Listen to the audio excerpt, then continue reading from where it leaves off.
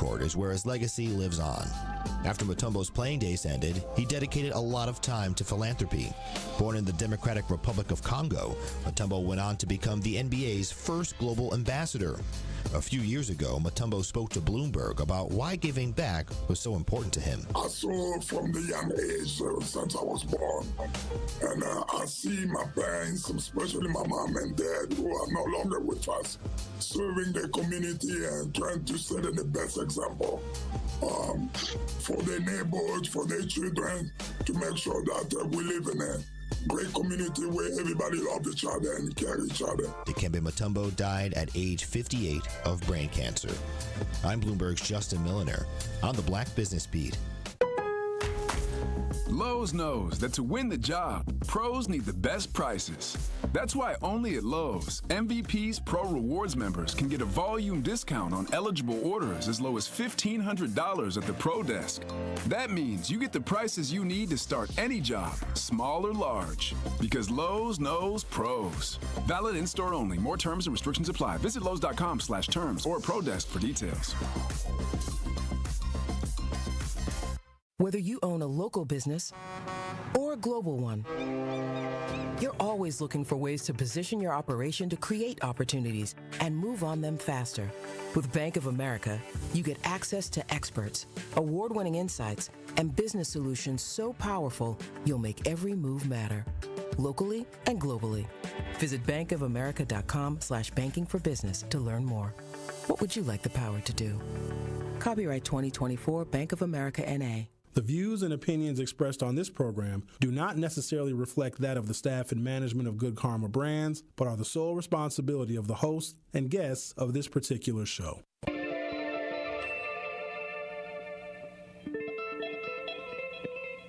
America may have many, many days, but they will be full of trouble. There will be no rest. There will be no tranquility in this country until the nation comes to terms with our problems. Bringing you social and political commentary from his mouth to your ears, breaking down the issues which matter to you. You are not put here to be a white man's footstool. You are put here to represent the very best in God's word. Legendary civil rights icon, the Reverend Jesse Jackson in the studio. Reverend Jackson, how are you? Mr. Sherwin, good morning on this chilly Milwaukee morning. And I am pleased to have one of the founding members of the Black Panther Party, Chairman Bobby Seale. Mr. Chairman, how are you this morning? Good morning. I'm doing just fine. Thank you. From Mr. Eric Holder. Mr. Holder, so good to see you. How are you? Well, I'm fine, man. How you been? It's been a long time. Haven't seen you for a while. The Dr. Cornell West. Dr. West, how are you, sir? My dear brother, you're so kind, you're so generous, so man, but I salute you and the work that you were doing there. Doing a magnificent job there in Wisconsin. Stream live on 1017thetruth.com. Call in with your questions or comments. 833-212-1017. Join us on social media at 1017 The Truth. It may not be what you expect to hear, but I will definitely give you what you need to know. Are you ready for the truth? I want the truth. You can't handle the truth. Now, live from the American Family Insurance Studio at the Avenue in the heart of downtown Milwaukee, here is Sherwin Hughes.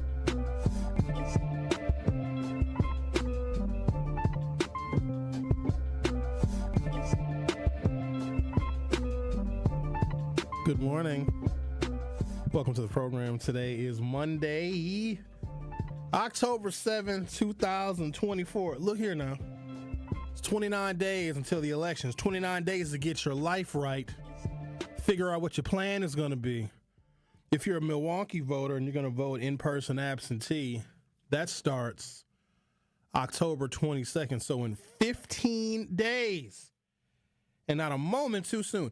I'm sick of the commercials. I'm very tired of them. They're everywhere I go, even when I'm watching connected television, when I'm watching the Freevee TV, when I'm watching the Pluto TV, when I'm watching the Sling TV, they find a way to run the commercials.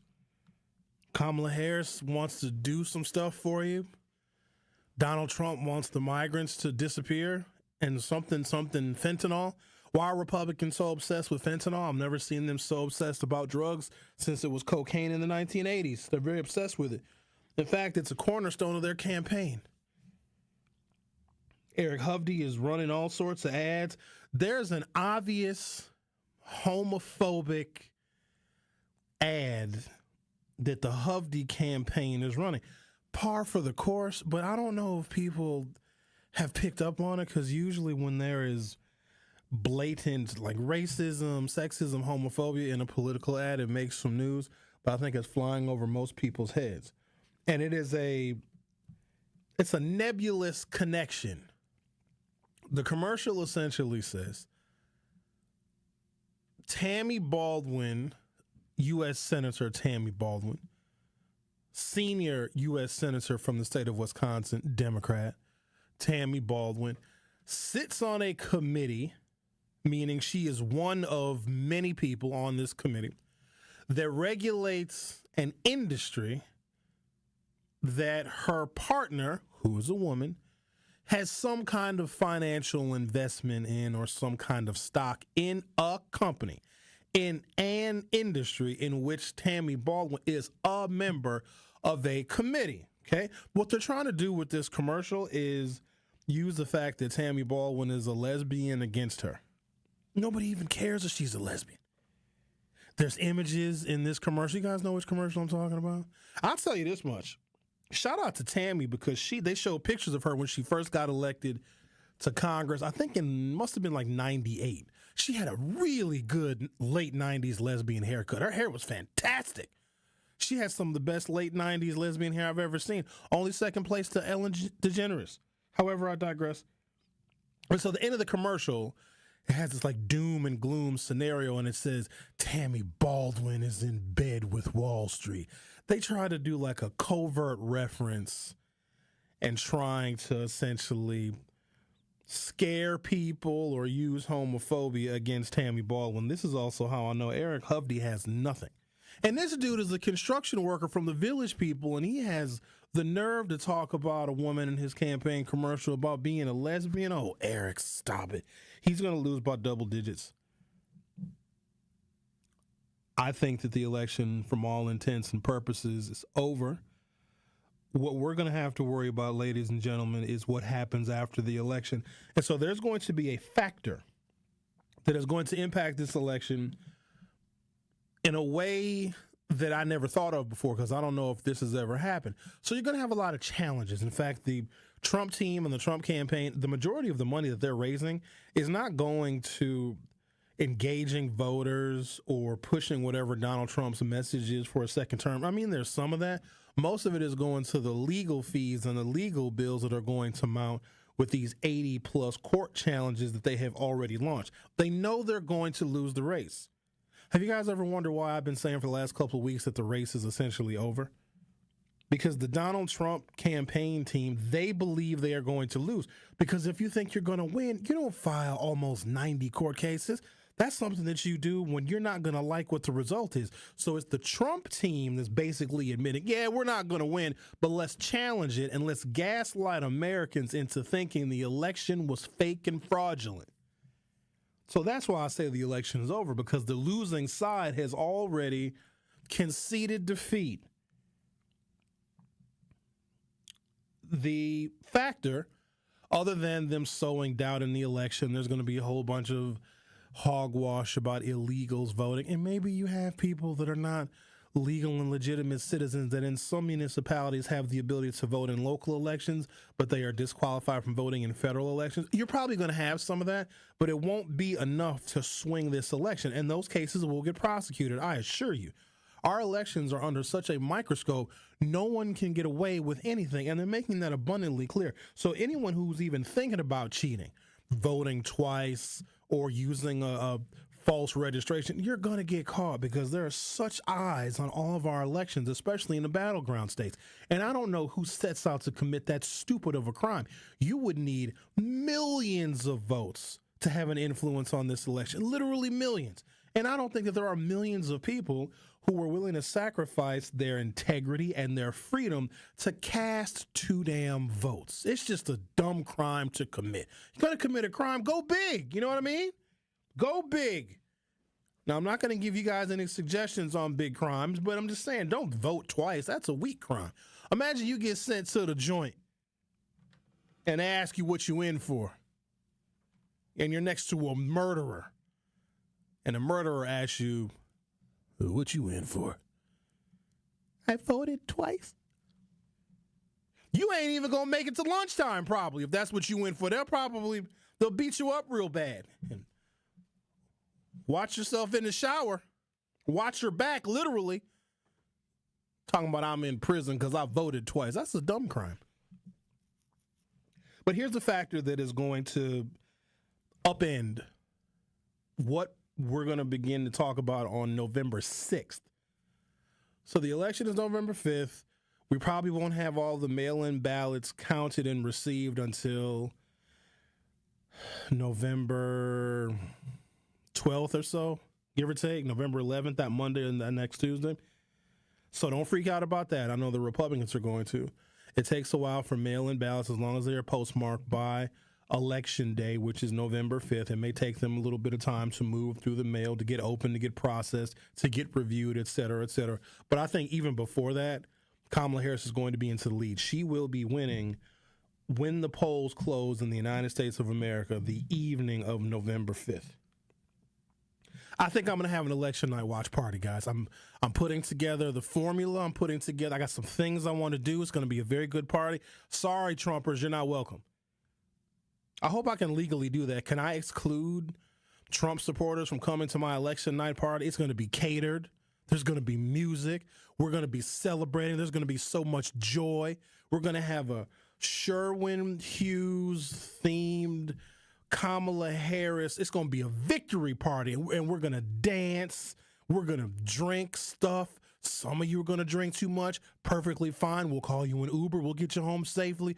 We are going to celebrate because I remember, you remember in November of 2008 when the Barack Obama man won? Remember that? We were all happy. I want to have a happy party because we need it. Milwaukee is not very happy. Everybody's angry and sad, and people are hitting each other with cars. So I can't tell you the details yet because I'm still working them out. It's kind of elaborate. It's going to be kind of complicated. It's going to be centrally located. I'm going to have some food there. You're going to be able to eat, get real fat and full, and just talk to people and laugh. And we're going to discuss the election. We're going to laugh at Trump a lot. It's going to be a good time. So keep your calendars open for the evening of Tuesday, November 5th. Details forthcoming. But here's the issue that we're going to wake up to on November 6th. So apparently there's another hurricane coming that is threatening the Florida. This one is Milton. So you just had Helene, which impacted the Carolinas. They say that may have an impact on the election. Power is still out in a lot of places like Asheville, North Carolina. They're still dealing with power. We don't know how polling locations are going to be impacted. And that's from Helene, and that hurricane was last week, you see. Well, now there's another one coming, Milton. And Milton is an angry little storm. Angry like a short man. You know how short men are very angry. They're always mad because they're little. They're small little guys. Shout out to the short men. We love you, but we know you're angry. I would be too. The hurricanes are going to disrupt voting systems. And here's the thing. We may have another series of storms between now and November 5th in the next 29 days. There will be an impact. And here's what I'm concerned about. Then people are going to have a much more credible case to say, hey, the election wasn't fair. I wasn't able to vote. There was no power at my polling locations. I had to vote in the dark. Somebody was cheating. The ballots didn't arrive. Can you guys just imagine for a moment what kind of chaos and confusion may arrive from a polling location not being fully online because of hurricane storm damage? And I'm also wondering, depending upon where some of the polling locations are, if they are like in the state of Florida, which is a red state, Trump is going to win Florida. I have already conceded to the fact that Donald Trump is going to win Florida, but there may be some counties or some municipalities in Florida that are much more Democratic leaning in their voter turnout. I have a feeling that the resources that will be needed in Democratic counties and cities in Florida will not get the resources that they need to get their polling locations up and online and running like more conservative Republican counties and municipalities in Florida. I'm just putting this out there so you guys can be aware of it. They are going to use, even if we have no more hurricanes in battleground states in the South and the Southeast between now and Election Day, someone is going to blame a power outage or a mishap or a mistake on the hurricanes, whether it be Milton or Helene. So I want you guys to be aware of that. They're going to try and sow a bunch of confusion in the results of this election. That's what the Trump campaign's MO totally is. And they learned a lot from 2020. They learned a lot about what kind of cases you can file. They learned a lot about how you have fake elector schemes. See, they tried a lot of things in 2020 and they got caught and it didn't work. But they're not dumb. And they're going to revamp their strategy and they're going to try something different. And who knows, they might be successful. I hope not. Take a break, come back. And I want to address something because another primary theme of the Trump campaign is the migrants. And then you got Donald Trump essentially making up numbers about the number of migrants that are here that have murder convictions on their record. What he is not telling people is the majority of those people came in while he was in office. But he is really drumming up this fear amongst people who are not native to the United States that are coming here. Like they're the ones that are responsible for the problems we were having. I just saw something over the weekend. I think J.D. Vance said this, migrants are the reason why you can't buy a house. Like literally insane stuff that they are saying.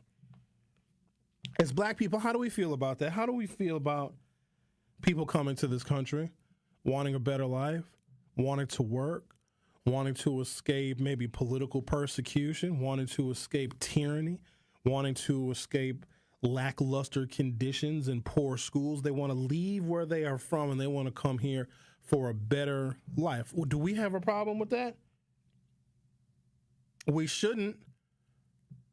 Black people don't have the authority to tell anybody they can't come to this country. We have the audacity to think we can tell people not to come here. But we don't have the authority. Black people, and I love my people so very much, but I don't understand why we are cozying up to a white supremacist political theme and think that that is doing something for us. Black people can't send anybody back to anywhere. In fact, like 55% of us can be evicted from our own home. So if you can be evicted from your house and you're an American citizen and you live in America and you can't even stay in your own house because somebody else can literally throw you out of your own house. How do we have the audacity to tell another human being they can't come to this country? For a decent portion of this show, I want to focus on what black people actually have, what we actually own. As I went further and further down that rabbit hole looking for what we own, ladies and gentlemen, we don't even own anything. So even if we are trying to tell people not to come to this country, we don't even own it. We rent it. That's just insane to me. Who do we think we are as a people? Now, it's not all of us. I like people. I want people to come on over here. Come on over here and get some of this American fun. Become a voter. Help us change some of these communities. Help the United States realize its full potential, because I don't think that we can realize our full potential with just the people that are here. We need new people. Got to shuffle in some new folks. But we do not have the authority to tell another group of people that they can't come here. Especially when we can be evicted. We own nothing. And I remember, I love black people a lot, but that just, it sickens me because I wonder, like, who all of a sudden do we think we are that we now have a position of power in this nation where we can tell people, oh, you can't come to my country. What country? We don't even own the block. I don't want the Haitians here. Well, how are you going to get rid of them? Well, I'll just tweet a bunch of stuff. Seriously, y'all. All right, I'm going to take a break, come back, continue our conversation. You're listening to The Truth with Sherwin Hughes on 101.7 The Truth. Don't go anywhere. I'll be right back. The Truth with Sherwin Hughes returns after this on 101.7 The Truth, The Truth app, and 1017thetruth.com. Truth Nation! And all our juicy jammers out there. Make certain that you tap into Jam with Juice each and every day so you can quench your thirst. That is right. You already know you can sip on us every single day, like Benjamin said, from 12 p.m. to 1 p.m. But that's not all, y'all. Catch us exclusively on YouTube for our 6 to 7 show. Yep, only on Thursdays. Catch Jamming with Juice each and every day on 101.7 The Truth. Now sip on that. The Empowerment Small Business Loan Program, we're talking about up to $5 million, which for small business owners, we need that. That's like payroll, that's resources. So can you just let us know, what is the program and why is this lending program so important to Old National Bank? Years ago, our CEO, Jim Ryan, this program is his brainchild. He was working with Roland Shelton, who you know, Denise, out of Evansville, and they identified that African-American business owners, Hispanic business owners, Native American business owners, as well as women business owners had a difficult time in obtaining financing from the traditional credit partners. And so we went out, created a program, launched it last year, 2023. And so far last year, we have helped over 100 successful minority and women-owned businesses with about $25 million in loans. We've already started this year with almost $8 million in approvals, again, geared toward minority business owners and women business owners that normally had difficulties in obtaining traditional credit finance. 1017 The Truth is the proud home of Marquette Hilltoppers football. Tune in Friday night as we have a battle for first place in the Greater Metro Conference. The Hilltoppers host conference rival, the Sussex Hamilton Chargers. The football action kicks off at 7 p.m. on 1017 The Truth. Marquette University High School football is presented by Gruber Law Offices and sponsored by Capital Insurance Agency, Magic Productions, Annex Wealth Management, C.G. Schmidt, Left's Lucky Town, Boyle Frederickson Intellectual Property Law, and Marquette University High School. Sybaris Pool Suites. Romantic, luxurious, affordable. A place where romance touches paradise and the memories of a lifetime are made. Sybaris offers a variety of room styles, including the exquisite Chalet Suite, which spans 3 levels and features your own private swimming pool with cascading waterfall, soothing whirlpool tub, a cozy fireplace, and much more to make your stay unforgettable. They are located in Mequon, just north of Milwaukee. Take a virtual tour at Sybaris.com. Get your tickets now to the Milwaukee Gala that helps empower communities and change lives. Join us at the new rooftop ballroom of the Baird Center for Greater Milwaukee Urban League's Black and White Ball, celebrating legacy and impact. It's all happening on Saturday, November 2nd, with entertainment by Shantae Moore. This event will sell out. Get your ticket and sponsorship information now at tmul.org and click on the Black and White Ball link. That is tmul.org. This is The Truth with Sherwin Hughes on 1017 The Truth, The Truth app, and 1017thetruth.com.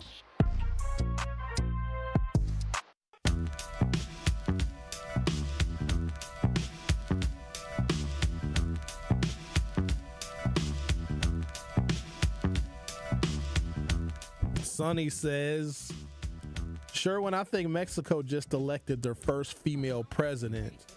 Do you think that can have an impact on U.S.-Mexico relations? Probably not. I don't think so. So are you saying, Sonny, if Kamala Harris, who is a woman, gets elected, we will enjoy a better relationship with the new woman Mexican president? Nah, I don't know. So our relationship with Mexico it's much less immigration and migration and much more economic. That is what our relationship is with Mexico. To the extent we need cheap and available labor, we will make it easier for people from Mexico to get work visas to come to the United States. If we can sell American-made products in Mexico, we will freely allow those products to pass to the southern border. If there are Mexican-made products that can be sold here in America, especially for reasonable prices, those American import businesses can make a tremendous amount of money. So what I'm trying to say, though, is we will allow labor and goods to freely pass across the border. The only reason why a group of people, a political affiliation, has a problem with people coming across from Mexico is racism. A bunch of stuff that we have, a bunch of things that we buy, I'm sure are made in Mexico. And it's not like that stuff is stopped at the border because it's a Mexican-made product. No, that stuff is able to come freely into the United States to our store shelves, and we don't have a problem with it. Read the label on some of your garments and your clothing. It'll say Hecho in Mexico, Hecho, made in Mexico. We don't care about that. But if a person is made in Mexico, well, then we're angry. Mexican people ain't taking nothing from you, especially black folks. And I'm going to get into the details of it. We don't, y'all going to get mad at me, but it's the truth. We don't even have anything as black people. We have audacity. Like, we can tell somebody how we feel, but we don't really have the power to enforce it.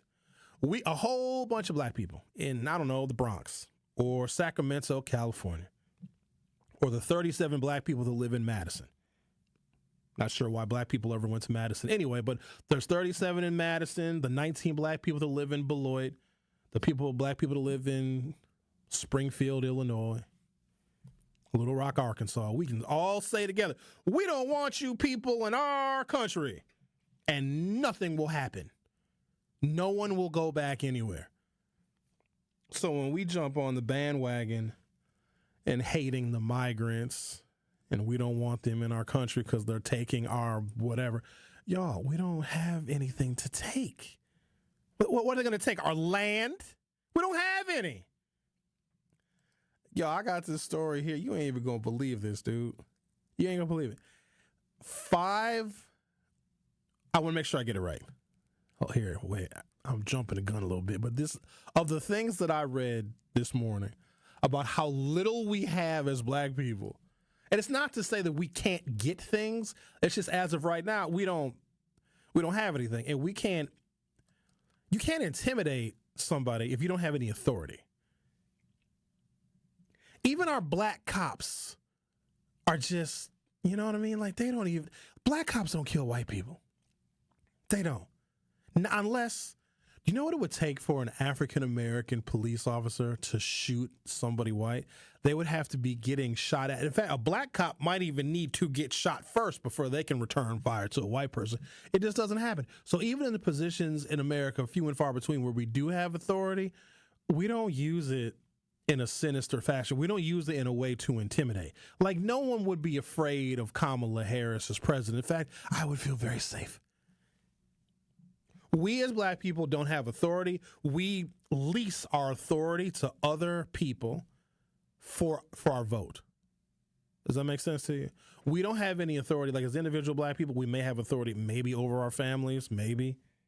But together and collectively, we use our vote to give authority to people that we trust that are looking out for our best interests. So we as black people can't tell the Haitians to go back to Haiti, but we can give Kamala Harris the ability to create an immigration policy that might be a little bit more fair and equitable. Okay.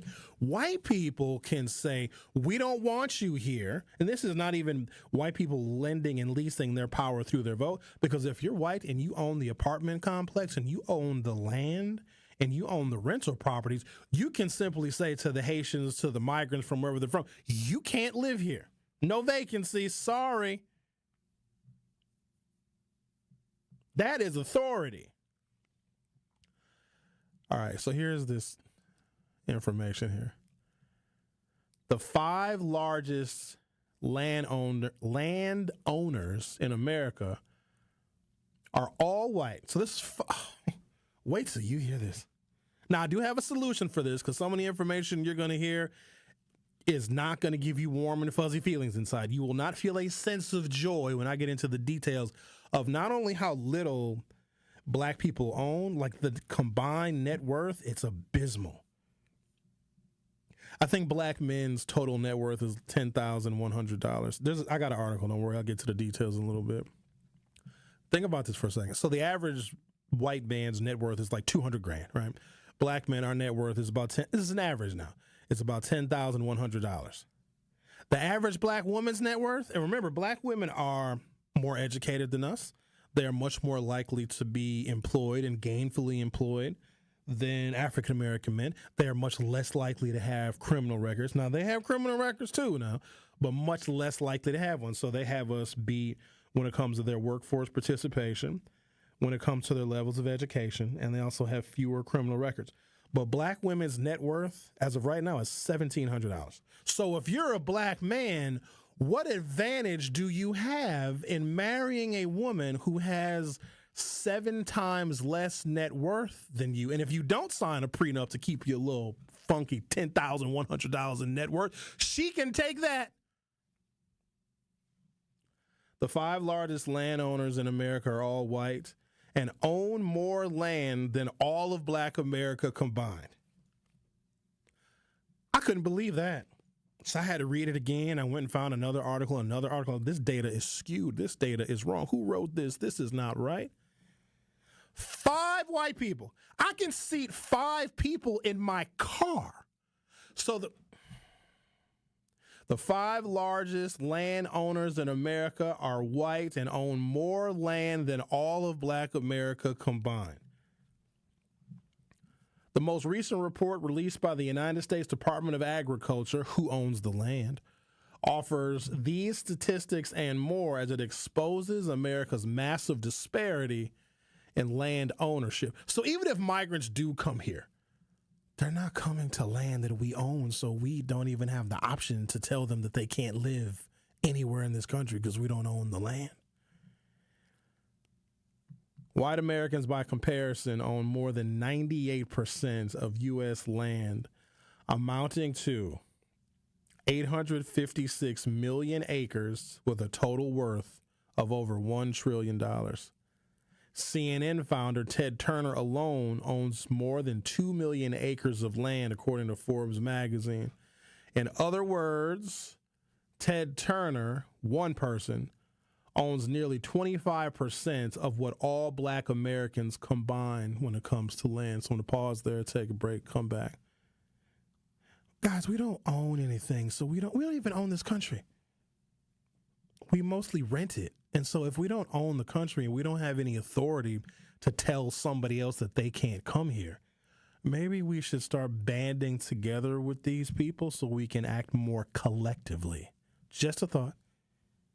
You are listening to The Truth with Sherwin Hughes on 101.7 FM. I'll be right back. Don't touch that dial. The Truth with Sherwin Hughes will be right back on 101.7 The Truth, The Truth app, and 1017thetruth.com. At Milwaukee College Prep, they believe that every child deserves a chance to reach their full potential. Unfortunately, in Milwaukee, this is not always the case. Research shows the educational opportunity gap between white and Black students is twice the national average. This is why Milwaukee College Prep is committed to eliminating this gap. In fact, MCP scholars tested advanced or proficient at a rate nearly 8 times higher than the other predominantly Black public schools in Milwaukee. Provide your student with the best educational opportunity by visiting MilwaukeeCollegePrep.com. College bound, character strong. It's time for Truth Takes, a thought-provoking commentary on the new 101.7 The Truth. Here is Denise Thomas with her truth. How many times have you said to yourself, I do not have enough time? I feel as though there's not enough time in the day. You're not alone. One of the things I've realized is part of why I never have enough time is because I was wasting it arguing with people who are committed to misunderstanding me. Make the decision on whether or not you want to continue waking up and pouring into people with debates, with arguments, with explanations that, again, are committed to misunderstanding you, committed to not respecting your ideas or understanding why you are who you are. So for me, as I continue to thrive every day, as someone who takes pride in continuous improvement, I am no longer arguing with people who are committed to misunderstanding me or wanting to reject my thoughts and my ideas. I find it interesting that usually those people who are committed because they recognize the greatness that exists in you, that exists in me. So again, part of saving your time and getting that time back is not arguing, debating, or explaining yourself to people who are committed to misunderstanding you. However, you should believe in yourself and your abilities because that is your superpower. The power to winning and staying focused on winning is not focusing on those setbacks or even those individuals that are attempting to prevent you. But the power to win lies within you, waiting to be unleashed through dedication and effort. Keep winning. You got this. This has been Truth Takes on the new 1017 The Truth. Listen to The Truth Be Told with DT and Telly weekdays from 7 a.m. to 9 a.m. My name is Adrienne, and I was hurt in a car accident. What Gruber Law Office has done for me was made me feel safe. It didn't cost me anything, just one call, that's all. Injured? Call Gruber Law Offices today. One call, that's all. It's Marketplace, Wisconsin, the Governor's Conference on Diverse Business Development. December 11th and 12th at the Baird Center in Milwaukee. Register at marketplacewisconsin.com. When you're high, you feel different. But if you feel different, you drive different. So don't drive high. Brought to you by NHTSA and the Ad Council. You are listening to The Truth with Sherwin Hughes on 1017 The Truth, The Truth app, and 1017thetruth.com.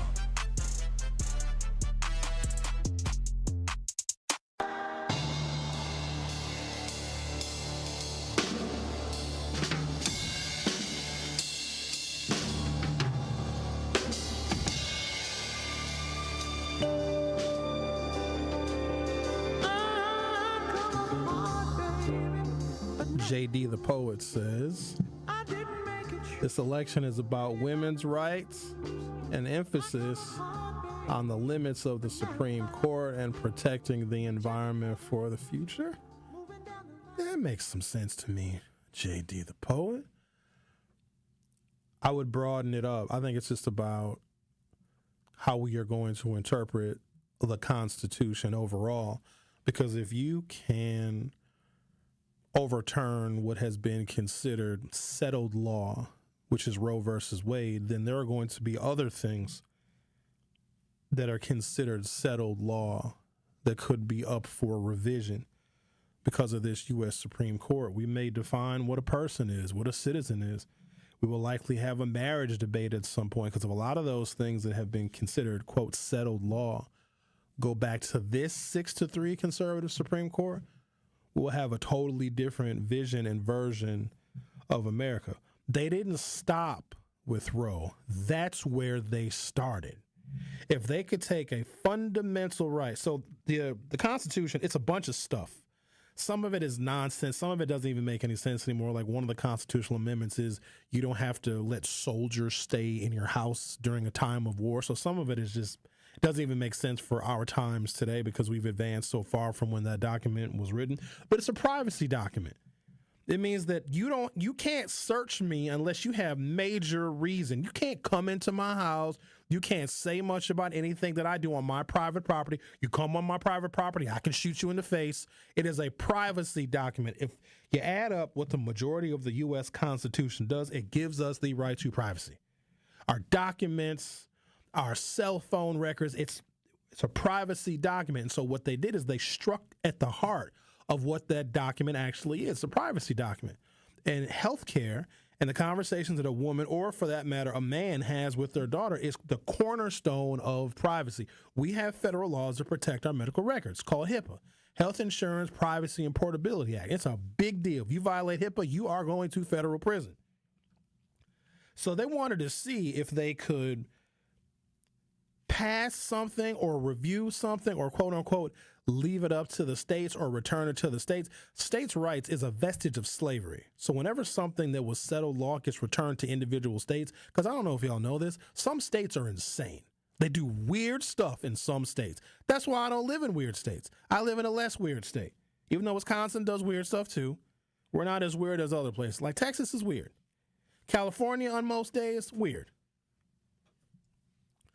So they wanted to see if they could attack settled law, if they could attack something that is the cornerstone of the U.S. Constitution, privacy, and they wanted to see if they could attack a minority group, a big minority group. In fact, a minority group that is so big, it's actually the majority. There are more women in this country, and there are more women in the workforce in this country. The only other time that's ever happened when there were more women in the American workforce was during World War II, and the working age men were off in Europe and in Northern Africa fighting World War II, and then women had to go to work to manufacture the necessary equipment and supplies for war. But right now, women are like 50.03% of the workforce, so they're majority in population, and they are the majority of wage earners in this country right now. but they have had a fundamental right taken away from them. And so now that they have the formula, and here's what the formula is. The formula is MAGA members of Congress in the House and in the Senate, and then a Donald Trump president. That is the formula that they have been searching for better than 50 years to be able to overturn settled law and redefine this country. That's why they're calling it Make America Great Again. It seems very simple.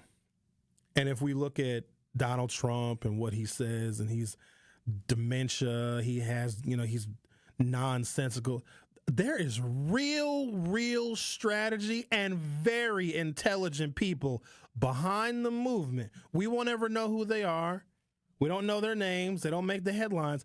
But there are people that are somewhere deep in the shadows that are controlling the levers of power of the Donald Trump presidency. And all Trump wants is to not go to jail. He wants to give himself immunity. He wants to give immunity to his friends. And guess what? The Supreme Court has granted him that immunity. He's like, that's all I want. You guys have given me everything that I want.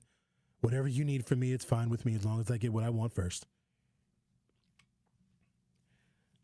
It is not an accident that J.D. Vance is Yale educated. Because when I think MAGA, I think toothless redneck that has lost several people to heroin overdoses. That's what I think. No. So you need those people in the movement because they provide electoral support. You tell those people that Donald Trump is just like them and that Donald Trump is fighting for those people. So you give them some kind of investment in the movement. But the real strategy behind MAGA is Ivy League educated people that want to completely and totally flip this system on its side, because America is becoming far too friendly to minorities, far too friendly to people of color. There's too much diversity. There's too much DEI. There's too much black history. So let's ban the books. Let's overturn affirmative action, which the Supreme Court did. Do y'all know that you live in a country where affirmative action is unconstitutional? Did you know that? If there is an industry or a university in which black people have been historically shafted, and you as the owner of this institution or this university say, we want more black people here because for 200 years we weren't fair to black people. And if you do that, if you make that decision, I want more black people here because our institution has not been fair to black people for 200 years, you'll get sued and you'll lose. J.D. Vance went to Yale. He is no dummy. He also beat Tim Walz in the debate. That should be scary. He beat him real good. And here's the thing. He didn't even answer any questions. He came across like a polished Yale, very erudite, very astute. That is the MAGA movement we need to be afraid of. Because if it was just working class whites who have economic insecurity and blame people from the southern border and blame Haitians from taking their jobs, we ain't really got to worry about them because they don't have any power either. They don't own any land either. They just provide electoral support for a version of America in which those same white people were still poor, but they're easily manipulated when you have the presence of their racial competition. How in the hell, and they're doing it now, and I should be a much better student of this, but I'm astonished by it. White men that own nothing in the Civil War period, in the antebellum South, they didn't own plantations. I mean, the majority of white people were poor in the South because they couldn't get jobs. Because when slavery was the primary system of labor in the American South, why would you hire a white person and pay them a job when you can buy a black person and make them labor until they die, right? Economically, it doesn't make sense.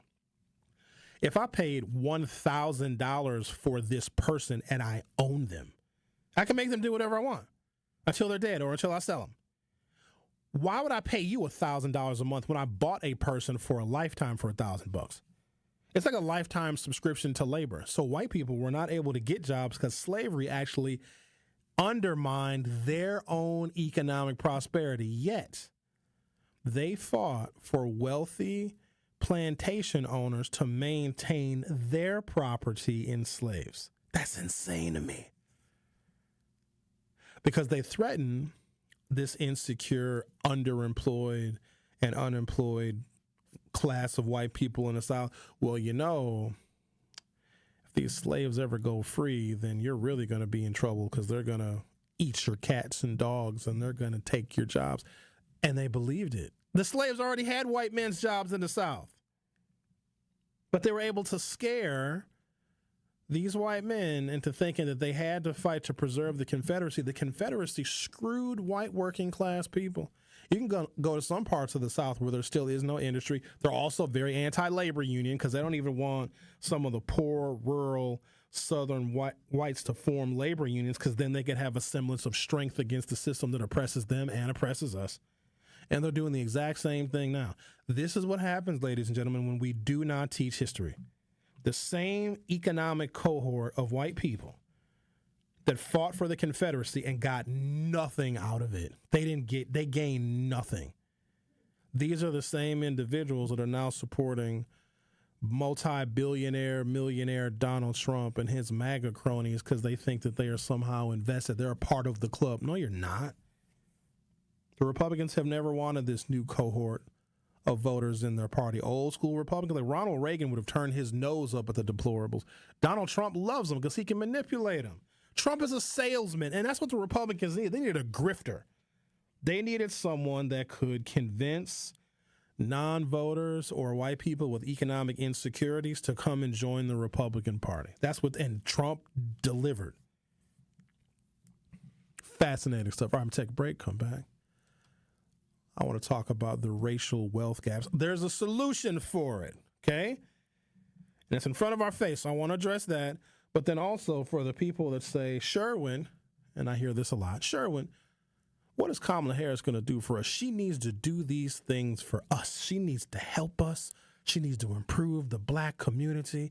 She needs to do more things for black people. We're going to talk about that because that's something that comes up very often. And I want to give you guys a different perspective on what and how Kamala Harris can do things for us and how she has to mask and disguise her help for black people.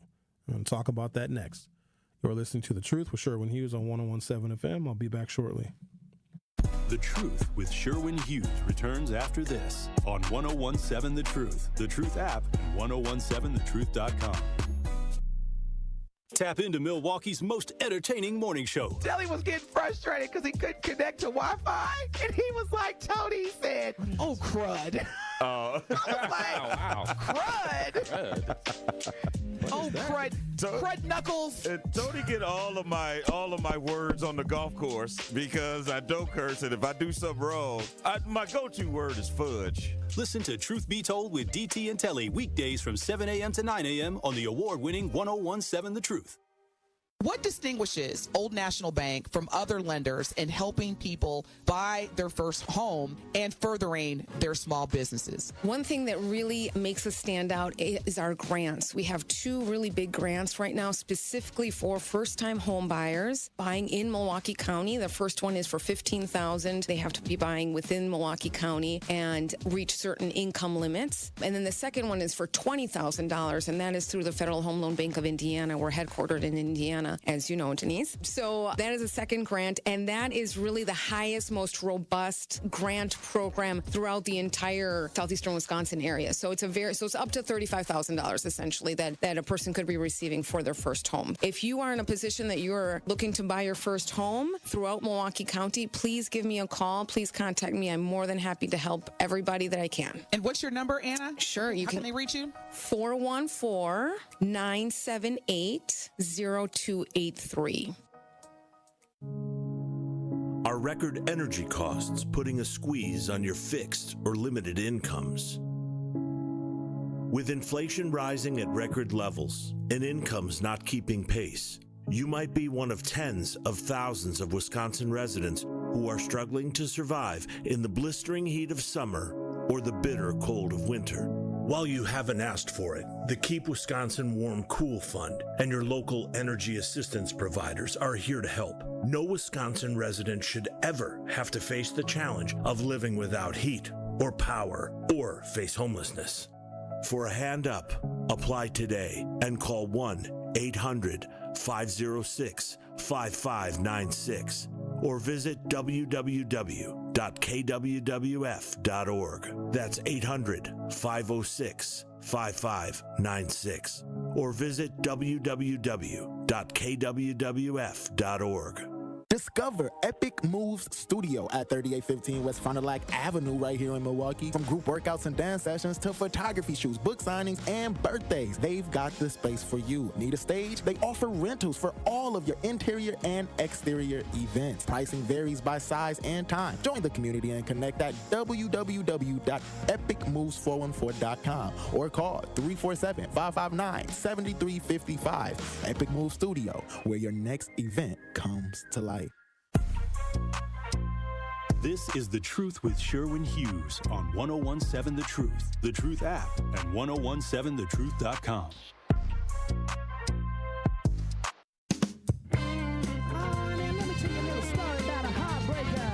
Instead of looking where our hurdles are lowest, we look for help, assistance, whatever, fairness, equality, reparations, whatever, where the hurdle is the highest.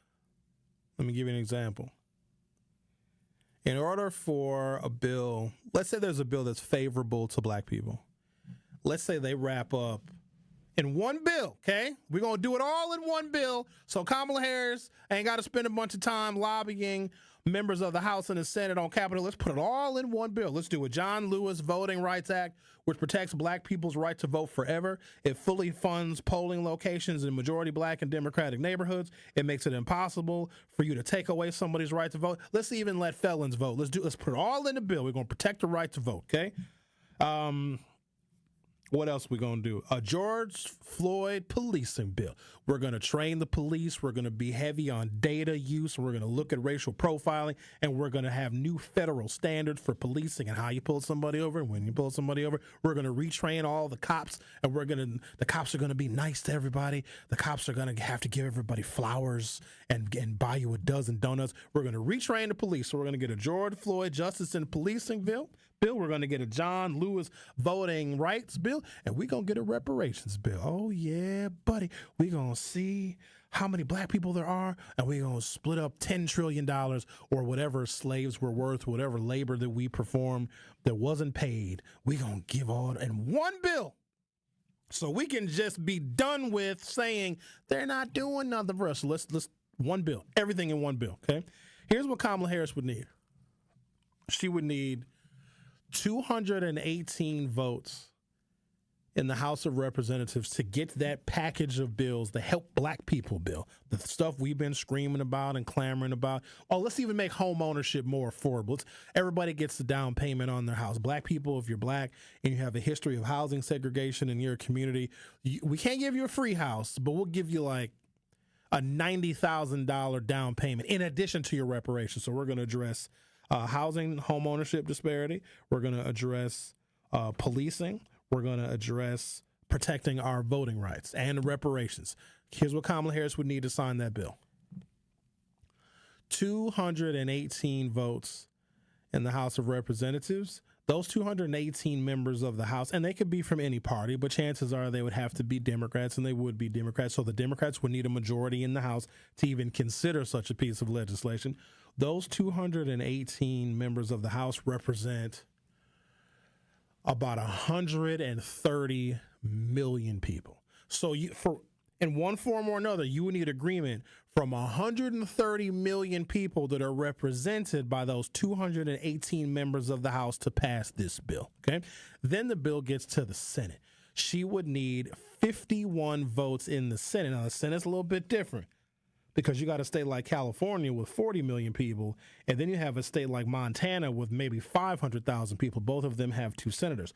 So the 51 Senate votes she would need for the package of black people bills, so she can stop hearing black people, we don't get anything from the president, and Kamala Harris is black, and she needs to do a whole bunch of stuff. So she'll say, you know what? Shut up. I'm going to put it all in one bill.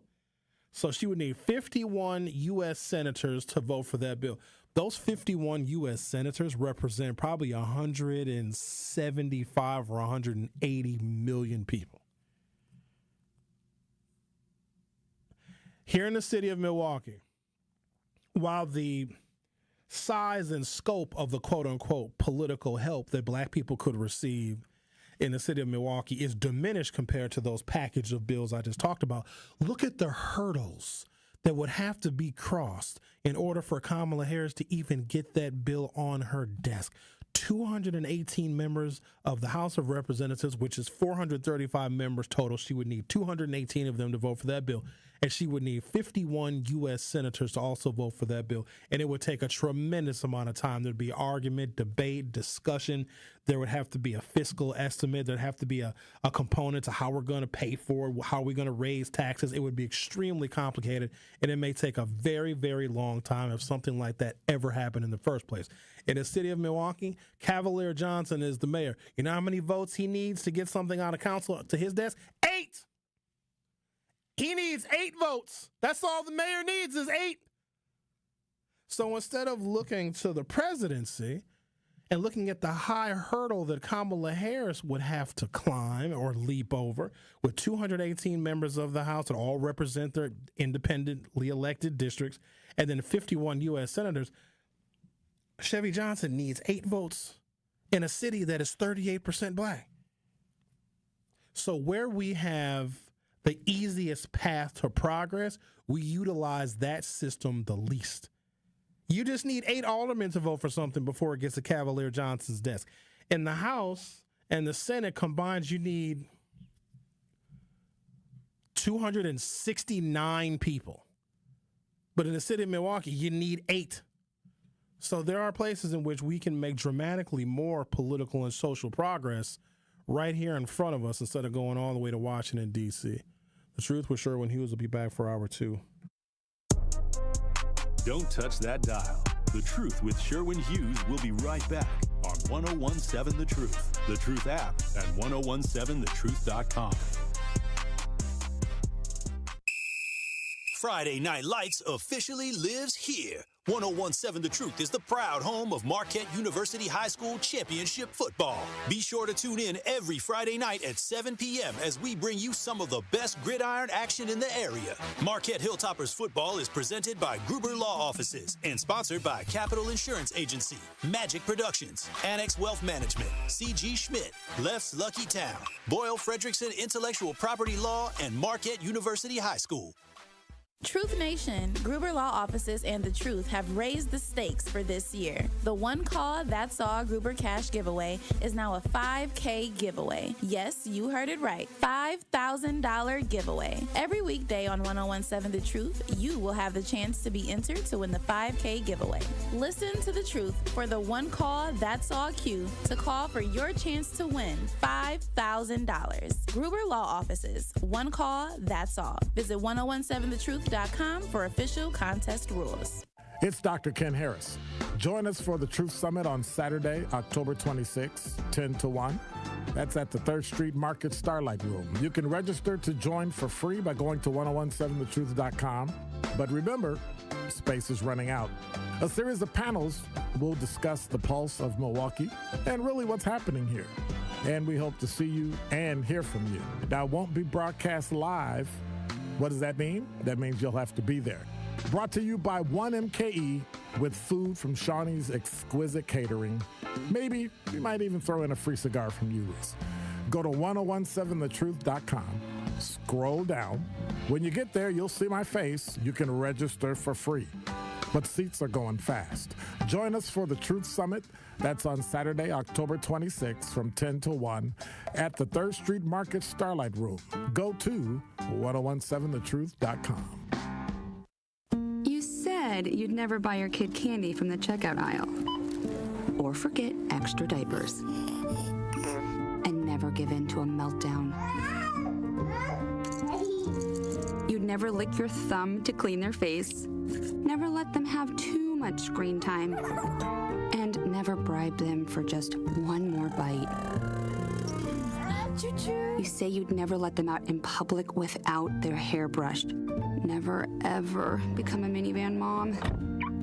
And you'd never give them your phone for a quiet dinner. Calling boss work phone. So when you say you'd never leave your child in a hot car, no, it can happen. Cars get hot fast, and kids can be at risk in temperatures as low as 60 degrees Fahrenheit. Never whatever happens, before you leave the car, always stop, look, lock. Brought to you by NHTSA and the Ad Council. Milwaukee's Black Talk lives here. You are listening to 1017 FM, 1510 AM WGKB Waukesha and W269DL Milwaukee, a locally owned Good Karma brand station. You are listening to The Truth with Sherwin Hughes on 1017 The Truth, The Truth app, and 1017thetruth.com.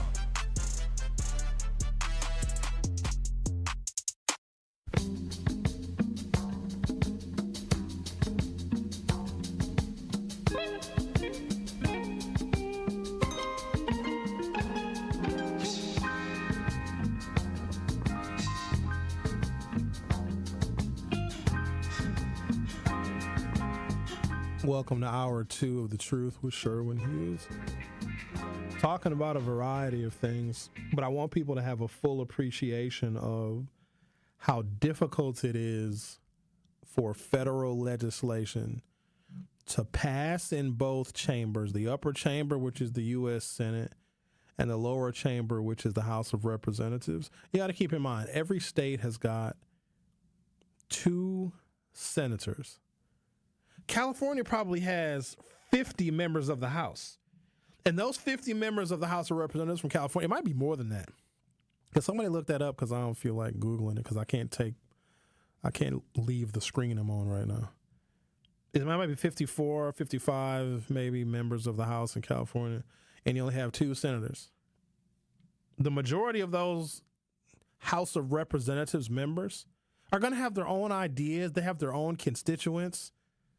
The demographics are different in some of those 50-plus House districts. But they have to agree with their 2 senators, or at least one of their senators.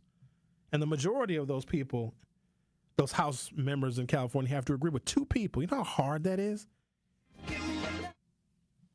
218 votes it takes to get something to pass the House of Representatives. Let's say it's reparations. Let's say it's the George Floyd Justice and Policing Bill. Now, black people, like, we may think that that's a good idea, but it's not about us. A lot of other people have to also agree that that legislation is solid. Because at the end of the day, if they don't do anything for black people, who really suffers?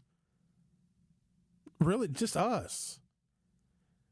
And so that's earlier in the show I said, and I think this is what we titled the show, we don't have any authority. Like, we can't threaten America to do stuff for us.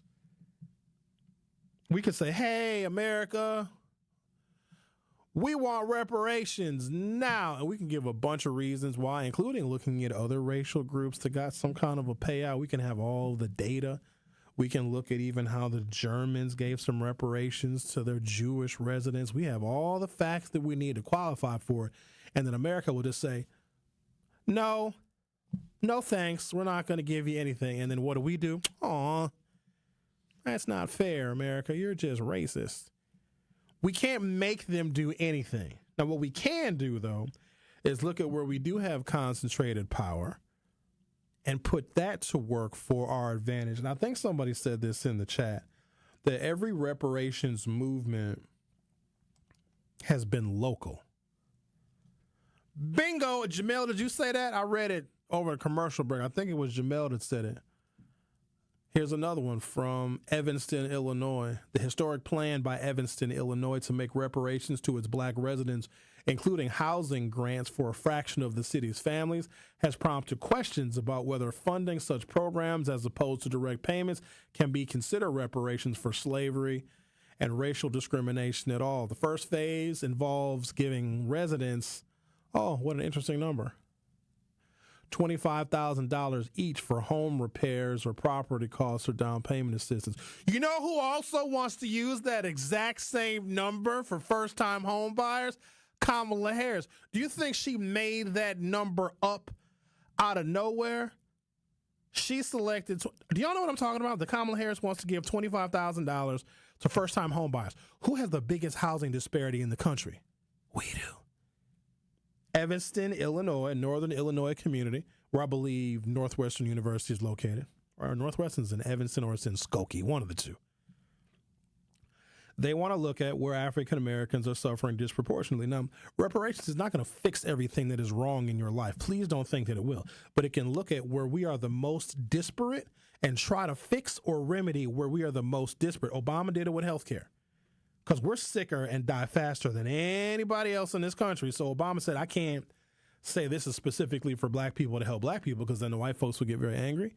But what Obama did do is he said, we're going to partially pay for Obamacare by putting a heavy federal tax on tanning salons. Brilliant. That is what Obama did to signal to y'all that he was like giving us a wink and a nod. Because who goes to tanning salons? I'll wait.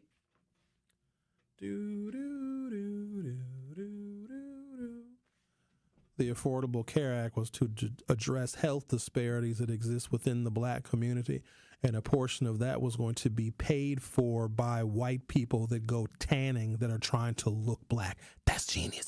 Kamala Harris, $25,000 down payment assistance if somebody wants to buy a house.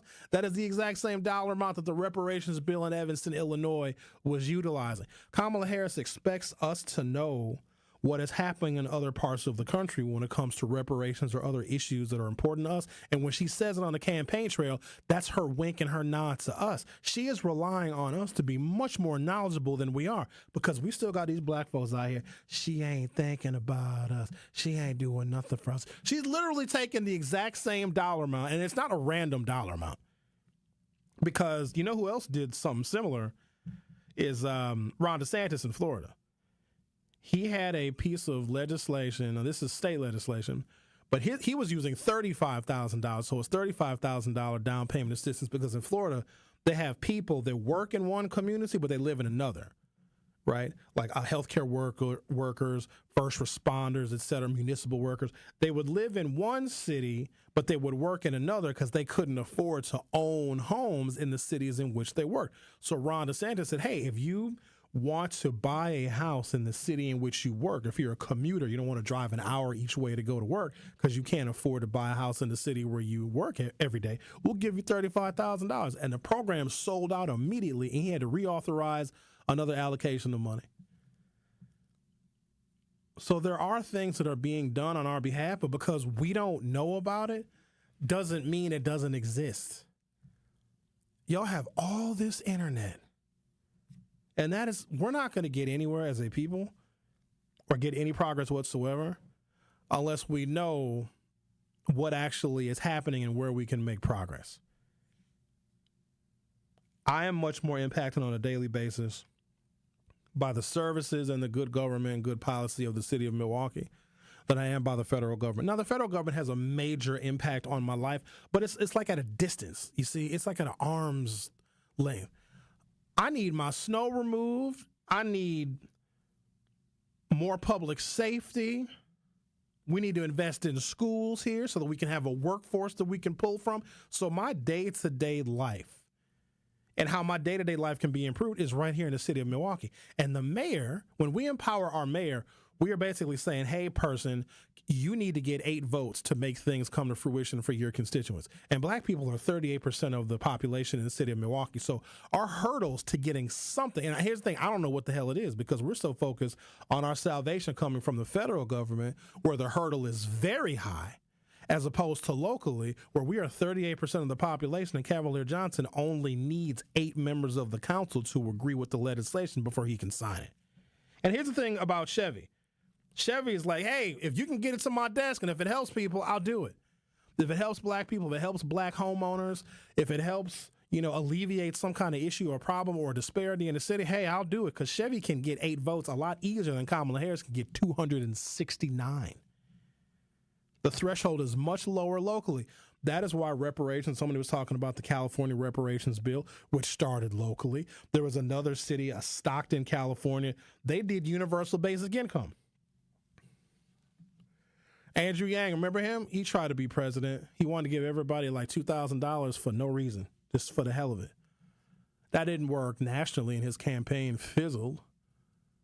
But there were cities and our cities that experimented with universal basic income. You even have a city, I think this is in California too, where because they saw that LGBTQ individuals, whatever this city is, y'all can look it up, you look up everything else, There's a city where it was I don't want to say predominantly LGBTQ, but in this particular city, I think in California, LGBTQ people have lower incomes for whatever reason.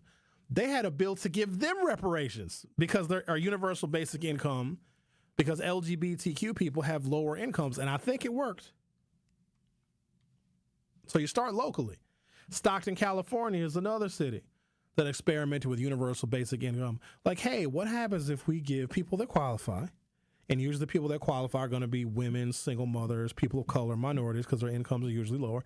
What if we experiment with giving these people $500 a month for 36 months or $1,000 a month? What are they going to do with the money? Will they lift themselves out of poverty? Will they invest in a business? Will they take, some classes online and try and get specialized in something?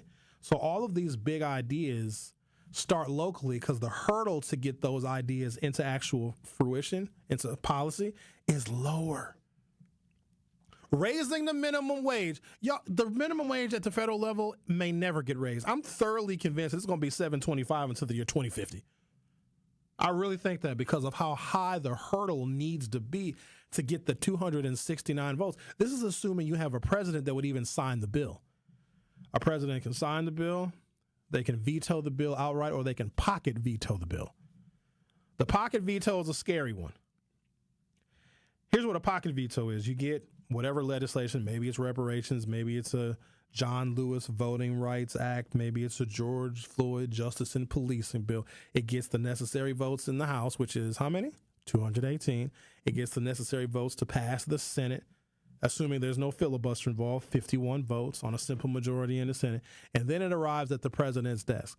And then so the bill freshly passed out of the House, freshly passed out of the Senate, boom, they courier the bill to the president's desk, to the resolute desk. And then Kamala Harris says, I'm going to go on vacation.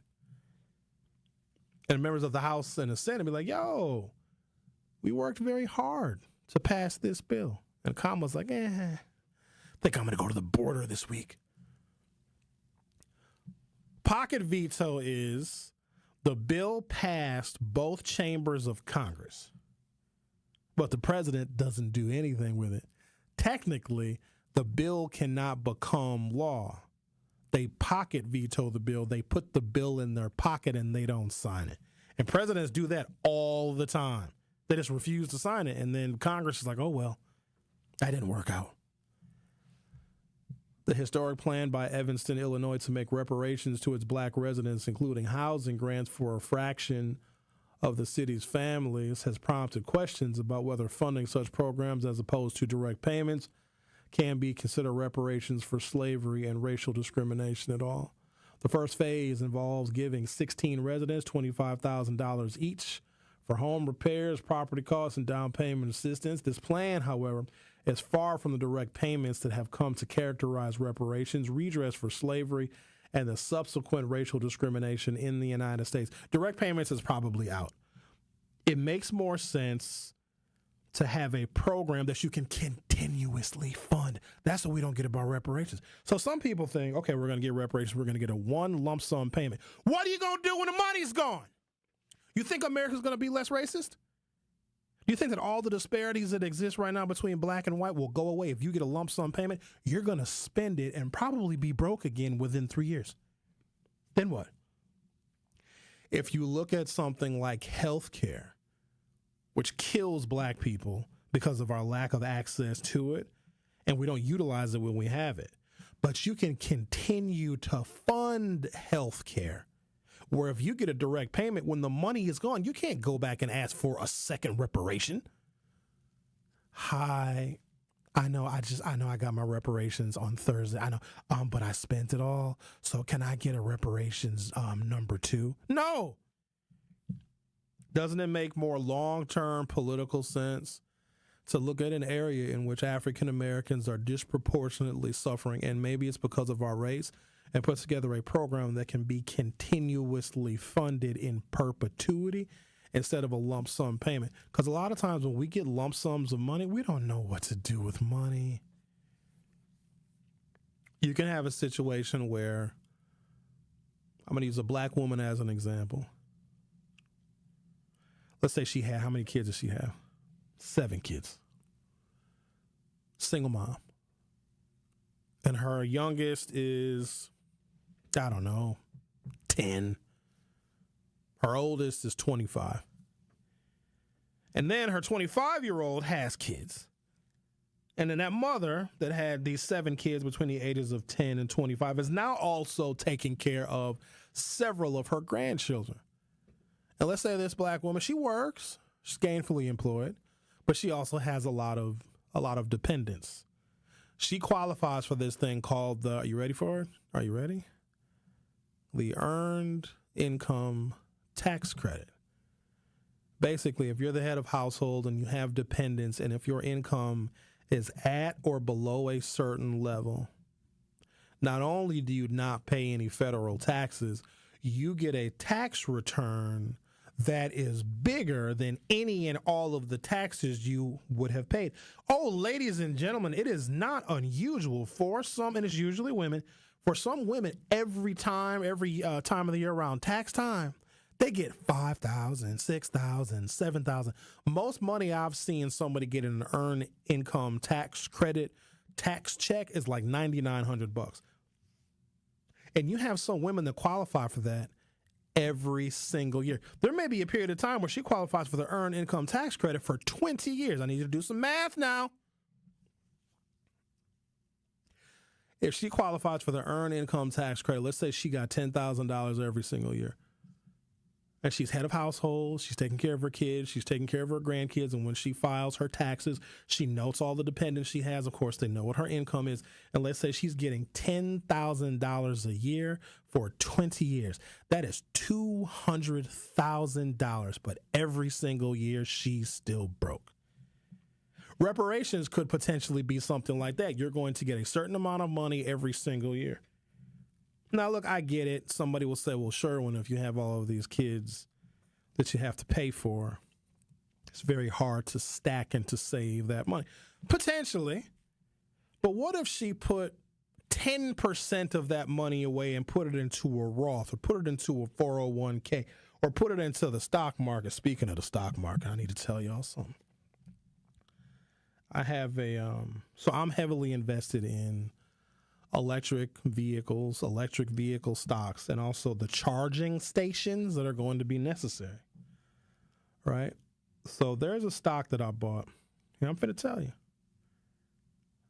One day, I'm just not going to be here because I got so rich in the stock market that I'm just going to sleep in from 9 until noon. Hold on. Where is it? I bought it's down a little bit today. That's okay. It's called EVgo. EVGO. They have a series of electric vehicle charging stations all over the country. Another one is ChargePoint. ChargePoint has got a bunch of electric vehicle charging stations, okay? So I heard about this company, I don't know, earlier this year, maybe late last year. Made a little bit of an investment in this company. It's like, electric vehicle charging is going to be the wave of the future. I'm just giving you an example of how a woman who gets $10,000 every year in an earned income tax credit just put a little piece of that money away and invested it properly. That's what I'm saying. We don't know what the hell to do with money. She put a little $1,000, a little $500 and buys a little handful, a little couple of stocks. So what we'll do, though, instead of wondering why we haven't done the research on what we can do with money, we will get mad at somebody else for not teaching us what to do with our money. Ain't that crazy? You can't be independent if somebody has to tell you what to do with your own affects, FYI. So stop saying you're independent if you don't know what to do with stuff that you own. So I bought this stock at $2.33 a share. And I got a decent amount of shares for $2 a share, okay? I'll let you figure out a dollar amount of how many shares you think that I got, right? It's $2. You get a lot of shares. Last week, that stock was over $7 a share. So I 2.5 times my money in 6 months. Now, it's down a little bit today. It's at $6.58 right now, but I bought it at $2 a share. Do you understand how that works? I could cash out and go on vacation right now, but I won't. I'm still here with y'all. Take a break, come back. Need to talk about the wealth disparities between black men and black women. I got a bunch of stuff. Single black men with kids, single black women with no kids, single black women with kids, and there are different amounts of wealth in each of those specific groups. We'll talk about that next. You're listening to The Truth with Sherwin Hughes on 101.7 FM. I'll be right back. More of The Truth with Sherwin Hughes is next on 101.7 The Truth, The Truth app, and 1017thetruth.com. Truth Nation! And all our juicy jammers out there. Make certain that you tap into Jam with Juice each and every day so you can quench your thirst. That is right. You already know you can sip on us every single day, like Benjamin said, from 12 p.m. to 1 p.m. But that's not all, y'all. Catch us exclusively on YouTube for our 6 to 7 show. Yep, only on Thursdays. Catch Jamming with Juice each and every day on 101.7 The Truth. Now sip on that. Hardworking family businesses, ambitious entrepreneurs, relationship builders, and job creators. Businesses like yours are the heart of Wisconsin, and Wisconsin Economic Development Corporation lives to help you realize your vision.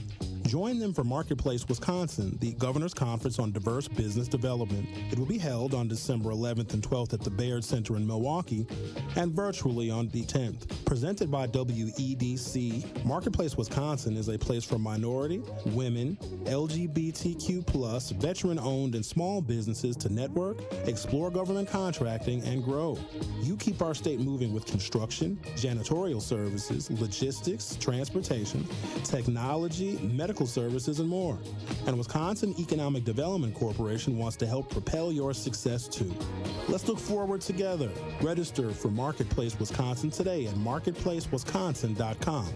That's marketplacewisconsin.com.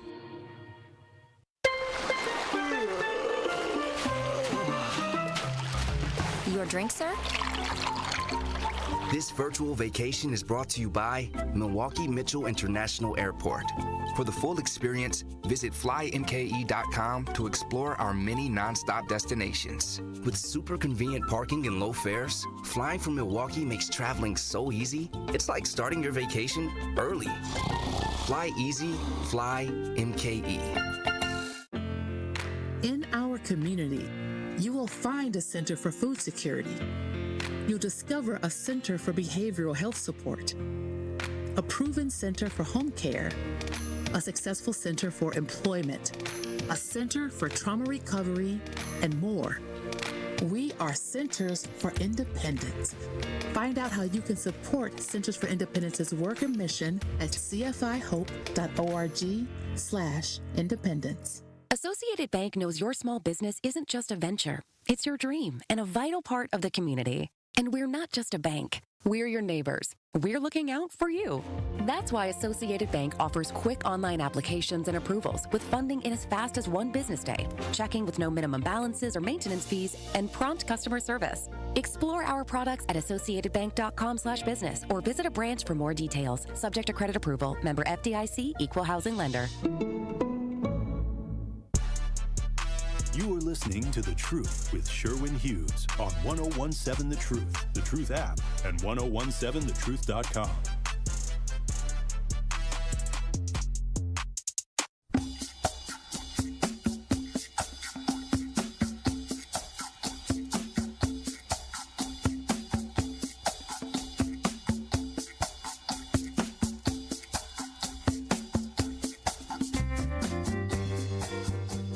Back to this one. I got to make sure I get this point out. The 5 largest landowners in America are all white and own more rural land than all black America combined. This tiny group, a band that would fit comfortably in any mid-sized sedan, owns more than 9 million acres, while all of the black American population, over 40 million people, own just 8 million acres.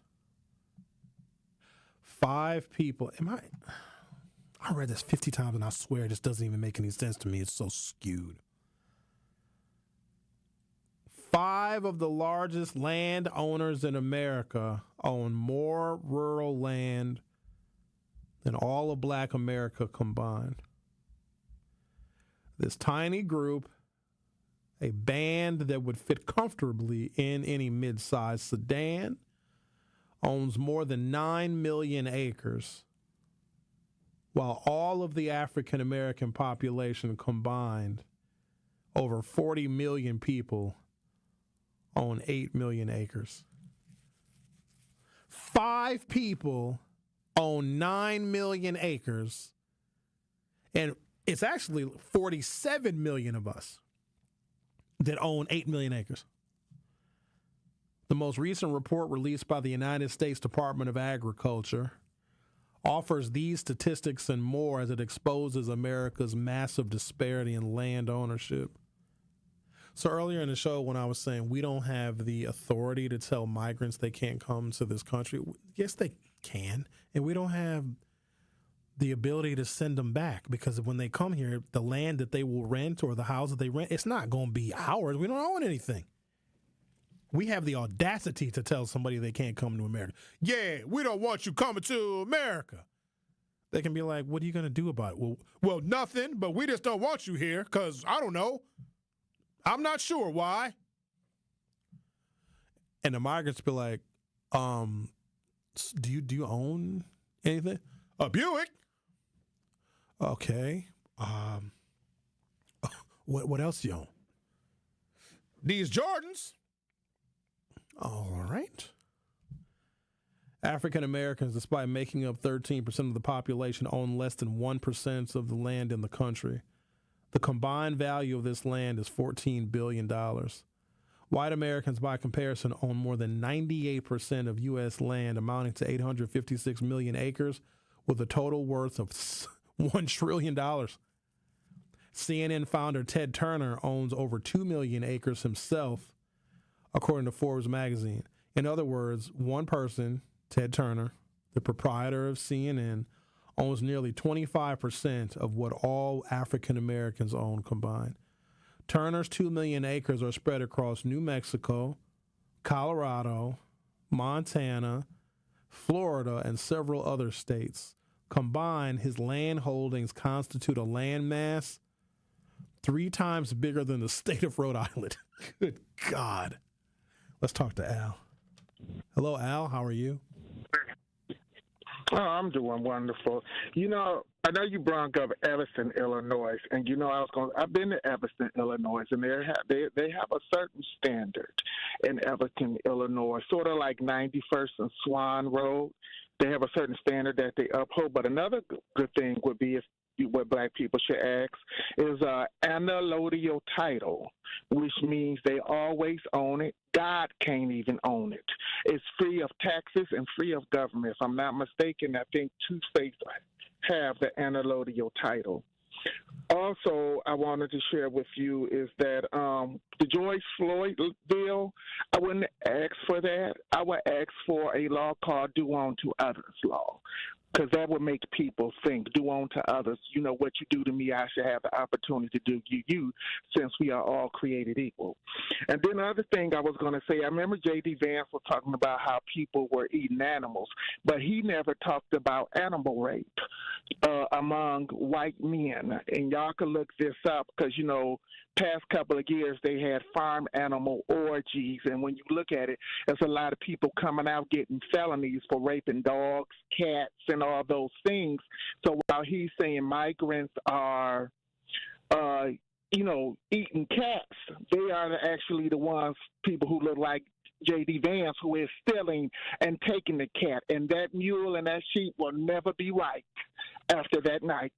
So I just wanted to share those things with you, but I think anallodial title would definitely be great. And on the other hand, with that, it's free of government. You always own it. You don't have to pay no taxes, and that would give people less right coming on your land doing these no-knock warrants, because if you own it and it's free of government, you can also be a government too when they kick in your door and their head explode like a watermelon. And it won't be, these no-knock warrants. So I would say, ask for something to make these people think, and ask what's in your heart. An anallodial title, which means you always own it. It's free of government. It's free of taxes. And then I will also say, take a ride down to Evanston, Illinois, because in some neighborhoods they have 2 street lights on that light pole, one at the top and one in the middle. And then I know you brought up Cavalier Johnson as well. That is a great point. But if you are color struck and you're not a fan of the dark-skinned black people, he won't be in your favor, because remember, he's only for the high yellows and the whites. Have a happy Monday, everybody. Thank you, Al. All right. I don't know what we've ever asked the mayor for. I honestly don't know. What proposal? I'm sorry. I'm sick of the NAACP and Urban League speaking on behalf of everybody. I'm sorry. I know that's going to offend some of y'all because, those are the sacred cows in the black community. No, I've never even been to a black and white ball. And I was a paid member of the Urban League Guild a bunch of years ago. I don't know how much it costs. But I paid it because somebody asked me, Sherwin, are you a member of the Urban League? The Urban League needs more members. Like, cool, I'll sign up. I didn't get anything. I didn't get an email. I didn't get a newsletter. I didn't get an invitation to the black and white ball, which is the big fundraiser they do. It's fancy. The white people come. Everybody wears tuxedos. Everybody gets all fancy. I was a member and didn't get an invitation. I was like, well, I'm not renewing my membership. And they're like, Sherwin, how come you're not renewing your membership? Because I literally got nothing. I got no communication. And I was on the radio at the time. Nobody came and talked about Urban League programs, none of that. I didn't even get an invitation to the black and white ball. They're like, we're sorry, Sherwin. That was an oversight. I was like, so was me giving you my membership for that year. That was an oversight on my part as well. But it's like, those are the only organizations that we got? Urban League and the NAACP. But I don't think that whatever is ailing us currently as black people in the city of Milwaukee, and here's the thing, whatever y'all decide as far as an idea or a proposal that you want to put to the mayor, I'll just support it because for the most part, Sherwin is good. I don't necessarily need anything. You know what I need? I do need one thing, but this is not something that can be realized in policy. I only need one thing. That's it. But a policy can't get me this one thing. I just want to be left alone. Just don't bother me. Just leave me alone. Don't. Just let Sherwin be. Sometimes I just want to walk around in my yard. Sometimes I'm wearing my house shoes and my boxer shorts. I'm just saying.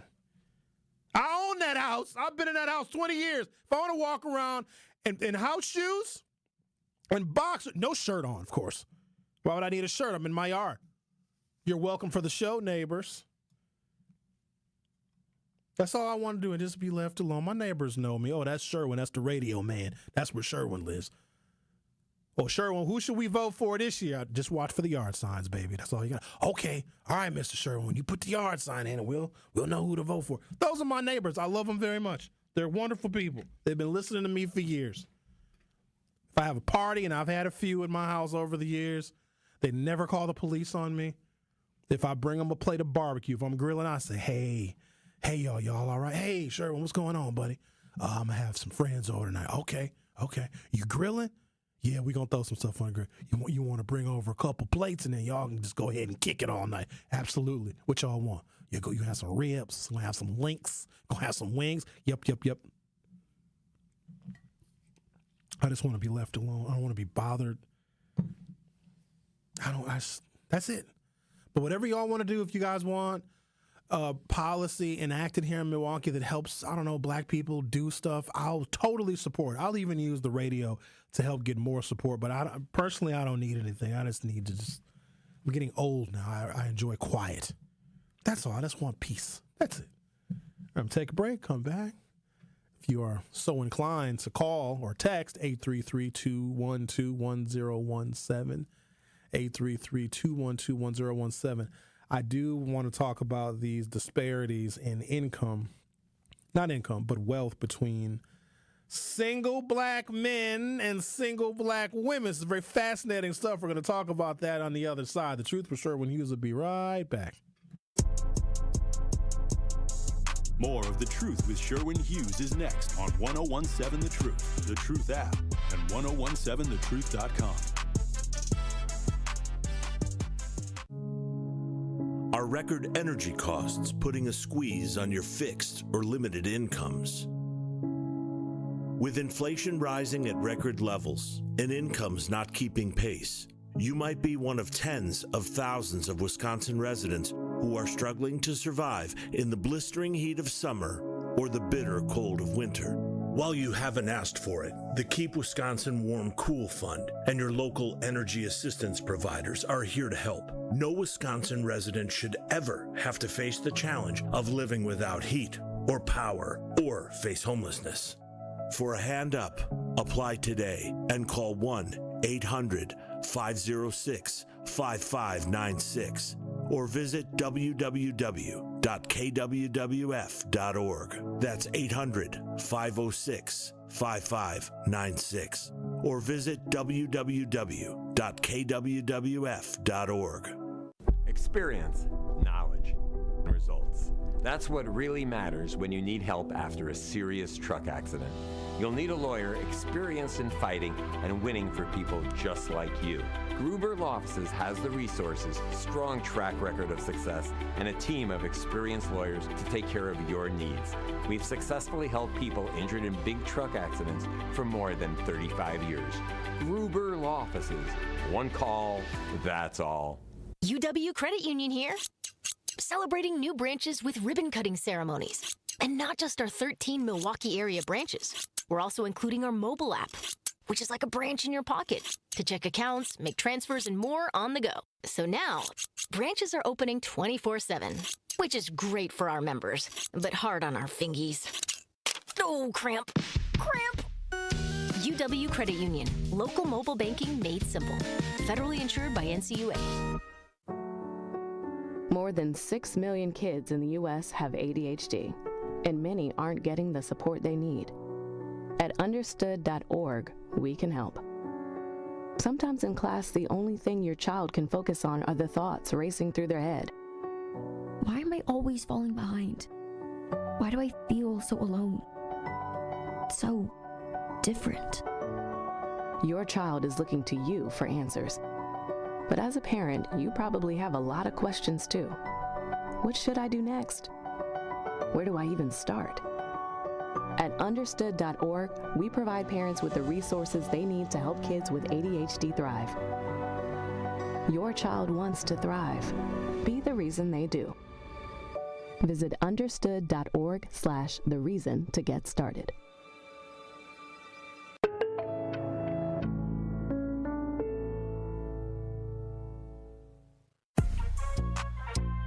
This is The Truth with Sherwin Hughes on 1017 The Truth, The Truth app, and 1017thetruth.com.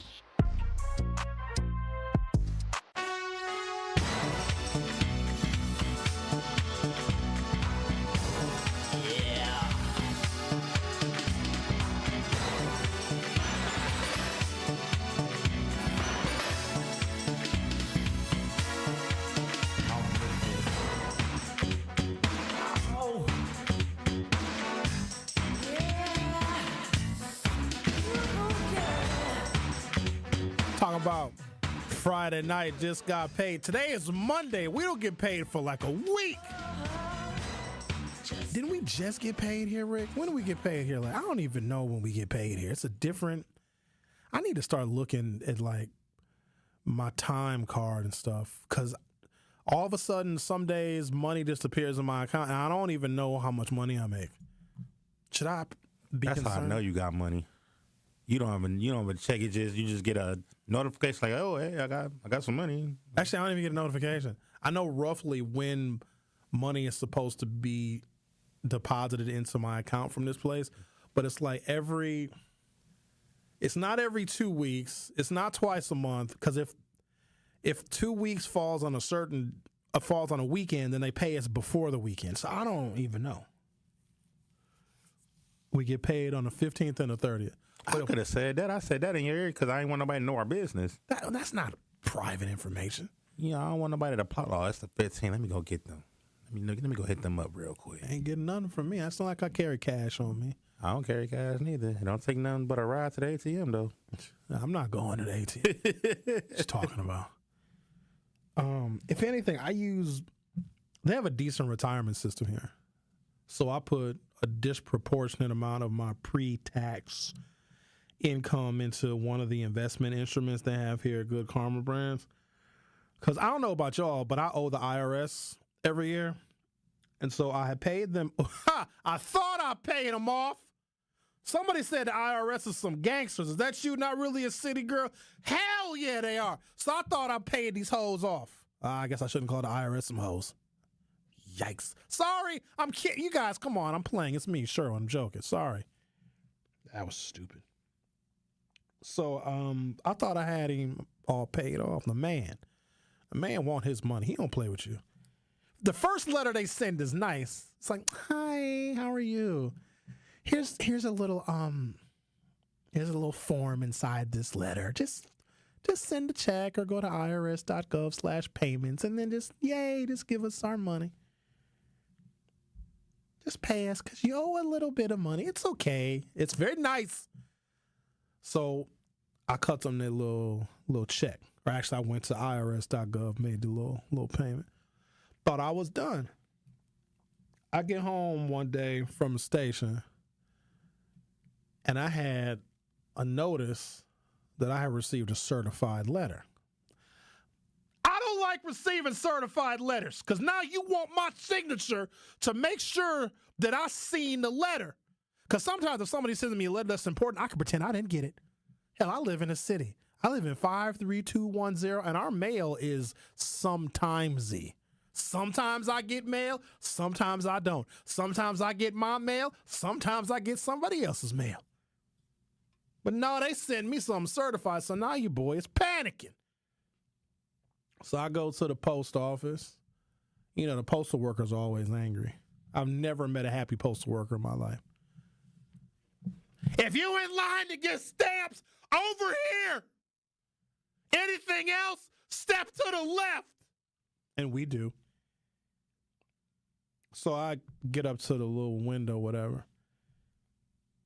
And I had the notice that I received in the mail that I had a certified letter waiting on me. ID! Pulled out my ID. Sign here! And you got to sign on the screen. She's screaming at me. I don't even know what I did. And then she goes in the back for what seems like an eternity. And the look that she gave me when she handed me that letter, because, you know, the IRS, it's stamped in that clear cellophane window in that envelope. It says IRS. And the letter was heavy. And she just looked at me. She's like, yeah, your black ass going to jail. Like she felt vindicated some kind of way, this angry woman at the post office, when she handed me this letter from the IRS. So I put the letter on the passenger seat, drove home. I'm scared of the letter. I didn't open the letter. And apparently I owed them still $240, which was just an oversight on my part. But it was like, you are entering lien status. We're going to confiscate your property. We can go into your bank account. We can get all up in you like a prostate exam. You have X amount of days to give us our money. When I say I went to my computer that moment and went to irs.gov/payments and gave them their money, they do not mess with you. They're like, we're coming for everything, boy. For $240. Imagine if I owed $24,000 or $240,000. They would send troops. IRS agents, y'all, have guns. Like, they can do raids. Like, they're law enforcement. Don't scare me like that for $240. And it was clearly stated when I opened up the envelope, it was all of the stuff that they're going to do to me. Let's talk to Robert the Marine. How are you, Robert the Marine? Hey, Central 5, hoorah. Thank you for your service, Devil Dog. Hey, you're welcome. You know, like you talking about, you say you want to stay at home in your underwear, walk around with no shirt on. Yes. Guess what? You are our Martin Luther King. You are our Malcolm. I think that you are a lot of the answers that we have looked for in the past. So I don't know if you're ready for this new position, but no, I'm not. We actually, by you speaking out more, we have to put you in that category because Who else is speaking out like this? Can I ask you? Hang on a second now, Robert and Marine. Well, I don't want to be compared to those guys. Number one, they both got assassinated, and I don't want that to happen to me. The other thing is, they always wore suits. I don't want to have to wear a suit all the time. I want to wear some house shoes and my boxers. I don't want to have to be all dressed up and got to worry about somebody shooting. But the thing about it is that no. That part we're not going to talk about. But the part we want to talk about is getting that message out. See, if you notice, they was very passionate about the message, and like you said, I mean, when you play the clips, you always talk about build, baby, build, earn, baby, earn. Learn, baby, learn. So all the stuff that we need to cultivate our community, all the stuff that we need to put out there, you're talking about it, and guess what? I think in the future it's going to force the hand to some of the ones that are sitting on their hands and not doing nothing. I just say everybody's saying, everybody's praying, but when it comes time to do everybody's land. If that's the case, then we need to wake them up. We need to really ask them, say, wait a minute, what are you doing if you're just not going to do anything? All right, fair enough. But you are our Martin Luther King. You are a Malcolm. I know you don't want to be mentioned in that. No, I don't. Category. It makes me feel very uncomfortable. You got to be more social. You got to be out there, just like because now your age, you're gonna be 60 one day, and all the stuff that these 60-year-old men are doing, that's what you're going to be doing. You said more men want to have lunch with you, more men want to sit down and talk with you. Yes, that comes with the territory. Fine. So I think that helps you, don't it? I guess. If I must do these things and make these sacrifices for my people, if I must actually put on pants and go and talk to people, I guess I'll do that. Thank you, Robert. And another thing is, even with the restaurant stuff you was talking about starting, oh my goodness, I think people will support you overwhelmingly. You think so? I didn't say that word, but yes. I'll keep that in mind. I even got a name picked out, but we'll talk about that down the road. What's the name? Oh man, everybody want to steal it there. Yeah. I'll put it this way. I'll make sure you get to know the name because this really is a catchy phrase. Well, just text it. Text it to the number that you call. Just text it to this number. I sure will. All right. Thank you, Robert. Okay. All right. Okay, Martin Luther King Jr. Come on now with that. Thank you, Robert. Thank you for your service, Devil Dog. I got to go. Don't compare me to those people. I appreciate it, but I don't deserve that. I'm a flawed human being. In fact, if y'all saw what I was doing Friday night, you'd be like, oh, Sherwin. I keep a low profile in the city, you understand? That's the thing about Milwaukee. There's so many little duck-off spots where you can go where nobody knows you and people just leave you alone.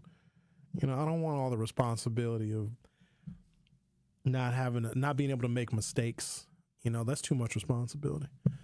You're listening to The Truth with Sherwin Hughes on 101.7 FM. Don't go anywhere. I'll be right back. More of The Truth with Sherwin Hughes is next on 101.7 The Truth, The Truth app, and 1017thetruth.com.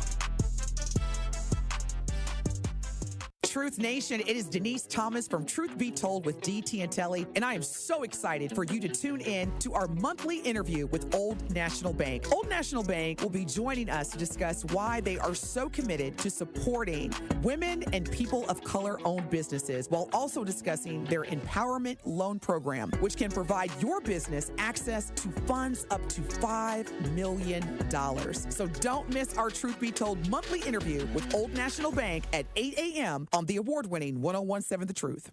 Republican Senate candidate Eric Hovde showed up to the Milwaukee Juneteenth Festival.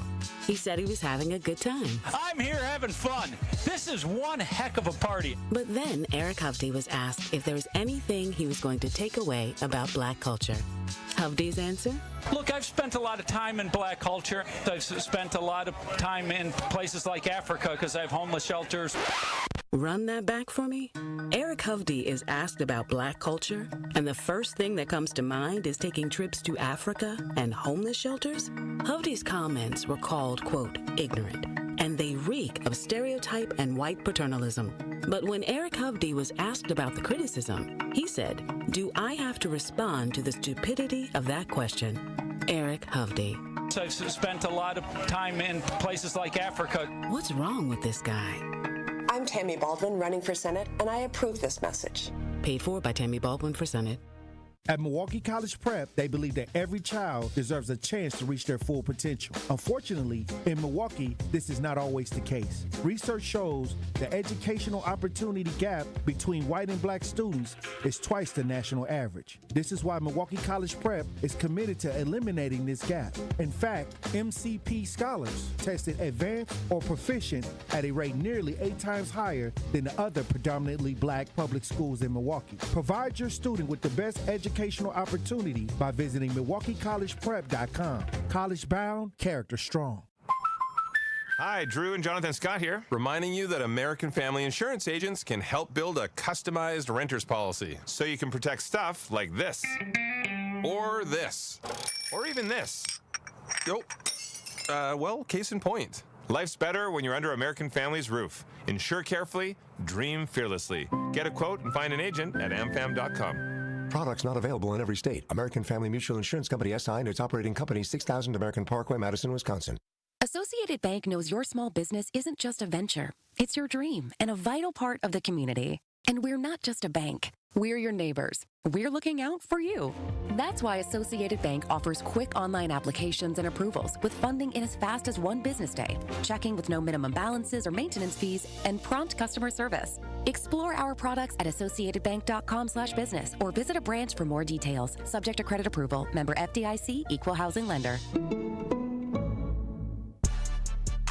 You are listening to The Truth with Sherwin Hughes on 1017 The Truth app, and 1017thetruth.com.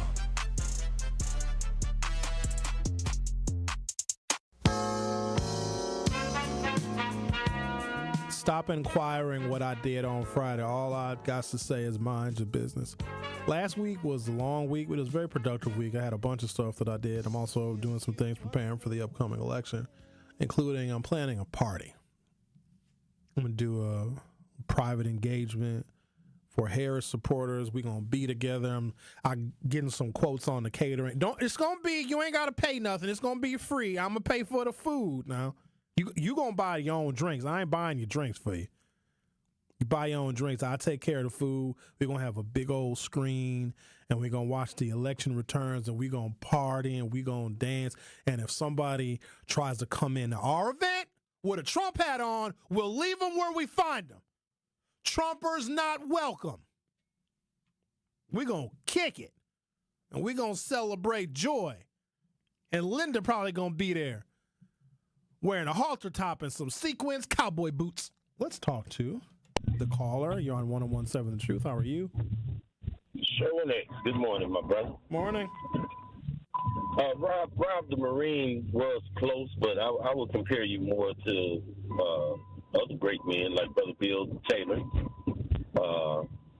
Rest in peace, and Eric Bond as well. Why you comparing me to dead people? Y'all comparing me to people that are dead. All of them is dead. Well, I'm not comparing you to them as they are currently. I mean, when they were living, you're doing things that's similar to what they did, is to provide vital information to the community. All right, y'all ain't trying to kill me off, is you? And inspiration. Inspiration to research, and as a teacher in a certain sector, you can probably have the type of impact that the teacher that I speak of almost every time I get a chance, Mr. James Gordon, who taught for over 30 years in Milwaukee, Washington, and he was our Mr. Mason, if anybody who's ever seen Cooley High, who literally pushed people who otherwise might not have made it through high school, as well as is a Hall of Fame basketball coach who probably could have coached on any level from NBA on down based on his knowledge, but was committed to this community. So your commitment to this community, even though you like your privacy, you said if Chevy gets an appointment in the Harris administration that you might run for mayor. So it shows your commitment there. Yeah, you can't. And that's I think that's where Rob the Marine is coming from. And that would be very commendable. But I in my opinion, I think you're more valuable as the loose cannon that you're allowed to be, because you can say whatever you want to say and do whatever you want to do. And I think you have the talent to be the man behind the man, like I don't even want to say Scott Walker's name in this scenario, but similar to what he's trying to do. Well, thank you for the accolades and the support, but I don't know how to operate differently than this. I know what the truth is. I know what needs to be said, and if I was in any other position, I can only operate this way. That's why politics sometimes turns me off. Like the real difficult part of having the conversations and being diplomatic and all of the compromise that would be necessary, that I'd have a very hard time with. But you never know. The wind changes directions all the time, so I suppose we'll see. But I appreciate your call. One question before I go. Yeah. Are all Trump supporters, including Liz and Terry, banned? They wouldn't come. I mean, maybe, they wouldn't come. If they decided to. They wouldn't come. Well, Liz said she might vote for the couch, so is she able to come? She wouldn't come. I wouldn't have to worry about that. We'll discuss that once they arrive. She looked nice in that Brewer stuff last week, though. Stop objectifying her, sir. I know you are. Thank you for your call. Let's get you off the phone before you say something inappropriate. But I said that very respectfully to her, when I called in on their show. She understands where I'm coming from. I'm sure she does. She did. Look very nice in her Brewer. I gotta go. All right, thank you. The Truth with Sherwin Hughes will be back for hour 3. The Truth with Sherwin Hughes returns after this on 101.7 The Truth, The Truth app, and 101.7thetruth.com. Truth Nation, it is the effective communication coach, Denise Thomas from Truth Be Told with DT and Telly. Look, y'all, I got to let you know that the best morning show on planet Earth is now streaming live on YouTube every weekday from 7 a.m. to 9 a.m. Yes, Truth Telling Hits with Telly and Truth Swiping are coming at you live and in color every weekday on YouTube. So go to YouTube right now to subscribe to 101.7 The Truth and watch Telly and I do our thing and get your morning started off right. Milwaukee Black Talk is now streaming live on YouTube. Get the beat of the Bucks straight from a fan favorite and Bucks legend. Welcome to the fantastic voyage. Marcus Johnson, the captain of this vessel. Tap into Here District with Marcus Johnson, a Bucks Plus audio production. My first mate, Chris Johnson, the only father and son tandem. Your weekly pulse on the Milwaukee Bucks and conversations with the biggest names in basketball. This week on the pod, Marcus and Chris chat with Bucks legend Junior Bridgman. Find Here District now on Bucks.com/plus, the Bucks app, or wherever you get your podcast. Truth Nation, let us talk our ish for a moment. There is no other station in the country where you get a front row seat to hear from some of the biggest names in politics, pop culture, and sports. People like Vice President Kamala Harris. Talk with your listeners to remind them of their power and the importance of voting. And the folks in Milwaukee turned out for me and Joe Biden in 2020. You showed what was possible. U.S. Representative Marjorie Taylor Greene. Congresswoman Marjorie Taylor Greene, are you a racist? Absolutely not. Is Donald Trump a racist? Absolutely not. No. And civil rights attorney Benjamin Crump. Thank you all for speaking truth to power. That's the most important thing, because right now there are those in our community who would rather we just be quiet. Right. We have to disturb the peace now more than ever. Tap into the award-winning and nationally recognized 101.7 The Truth by downloading the Truth app and streaming us live at 101.7 The Truth on YouTube. Milwaukee Black Talk. One smile is great, but one smile in a community of smiles is so much better. A smile has a secret power that most people don't know about. A smile multiplies. It spreads from one person to the next, stretching across entire groups of people. Smile Train knows this and is proud to be creating a wave of smiles across the cleft lip and palate community in over 70 countries. Patients, doctors, advocates, fundraisers. Collectively, our smiles are a celebration of the transformed lives of over 1.5 million children. Learn how Smile Train is helping the cleft lip and palate community at smiletrain.org/learn. Smile Train, changing the world one smile at a time. Breaking news, weather, entertainment, and sports. We have it all here. This is 1017 FM, 1510 AM WGKB Waukesha and W269DL Milwaukee, a locally owned Good Karma brand station. It's The Truth with Sherwin Hughes on 1017 The Truth app, and 1017thetruth.com.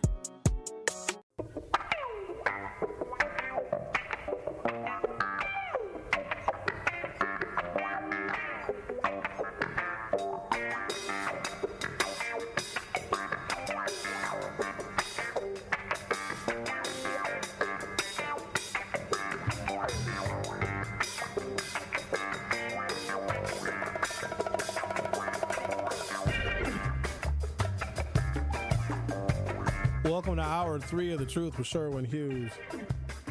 You know what? I actually tried to rewind the YouTube stream as well because I wanted to go back and review something I said last hour. And you're not able... Well, here, let me see. No, you're not able to do that. Hey, people in the producer studio, do you know why we can't rewind the YouTube? Or maybe when the stream is completed, will people be able to rewind? I'm sure they will be. It's just when it's live, you can't go back. All right, I got some stuff I owe you here. Can't tell you what I did on Friday. So Friday I had a good week. So I went to go see my guy at the packing house, got me a fish fry, kicked it with my fella for a minute, checked on him, making sure business is going good for him. So my friends that own businesses, I try and get to them at least once a month. That is a commitment that I make, and I don't ask for discounts. I don't want stuff free. Now, if they give me extra stuff for free, I'm not going to say no, but I go to my friends' establishments and I pay full price for everything because that is what friends do. If you go into a friend's establishment or a family member's business and you ask for a discount, you're not a friend or a family member, you're a leech. They're not in business to give stuff away. So, got me a fish fry. I didn't have any meetings or anything Friday afternoon. So I went back to the house. I laid down. I got me a nap. Woo, I love me a nap. I'm a napper. I like to nap. And then I woke up, I don't know, about 3:30, 4 o'clock. And I got a text message. Because I hadn't yet put together my weekend plans. I had plans on Sunday. I went to Augie's last night. If y'all haven't been to Augie's is a restaurant that's on the first floor of Hotel Metro. Right there on Milwaukee Street in Mason. Top notch. Top notch. So watching the Packer game Sunday, and I went to dinner on Sunday evening. But that's a plan that I had. But Friday, I ain't really have no plans on Friday. So I woke up from my nap and I saw that I had some notifications. I had a text message that I had received when I nap. And when I nap, my ringer is off. So if the world ends when I'm napping, I'm not going to find out till I wake up. So I got a text message from, how would I describe her? Everybody knows a wild child. And that is the best way I can describe her. She's fun. She likes to have a good time. I don't hear from her very often. She's very busy during the week as well. But she has sent me a text message. She was like, hey, what you doing tonight? And I have to prepare myself because she's younger than me. She's not young, but she's younger than me. She's 35, which ain't young. But that's a lot younger than me. So she sent me a text, hey, what you doing tonight? And I'm like, I had to think if I even wanted to reply because once you reply to the wild child, You never know where you're going to end up. You might end up in Canada, Vegas, jail, at a Trump rally. I don't know where I'm going to end up with the wild child. That's why she's the wild child. You never know. So I agreed. I said, yeah, we can meet for a minute. I ain't got nothing going on. And the night started so innocent. I'm going to leave it there. Even if I wanted to do something on Saturday, so I was out with the wild child on Friday. Even if I wanted to do something on Saturday, I couldn't. I would not be able to. Wild child also invited me to her house for the Packer game. And I said to her, with all due respect, wild child, you trying to kill me? She's like, no, I just wondered if you want to come and watch the game. So I had to decline because I might not be here had I gone out with the wild child twice in one weekend. So please think twice before you compare me to Martin and Malcolm and Eric Vaughn, because it's worth it, though. Like, this is not a woman you can marry. No way. I would be dead I'd die on the honeymoon, actually. African Americans, who in many categories have the greatest gender economic equality, have the greatest gender wealth disparity, though still having little wealth compared to whites. Single black men's median wealth was $10,100 compared to single black women's median wealth of, you ready for it? $1,700. Single white women have slightly higher median wealth levels than single white men. Single white women's wealth is estimated at $81,200 compared to single white men at $78,200.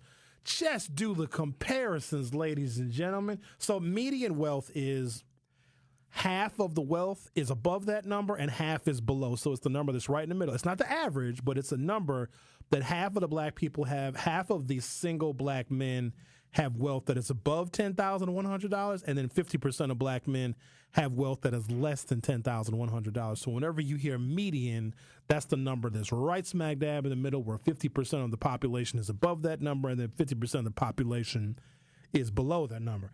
As opposed to when you see the word mean is the average. That's if you add up all the black people's wealth and assets in this country divided by the number of black people, that's going to be our mean wealth. And then there's going to be a third moniker called the mode. I want you to know these statistical descriptions, because we black people have got to be informed when it comes to data, because data is used against us all the time. So we need to know about the data. The third moniker is called the mode. That is the dollar amount that comes up most frequently.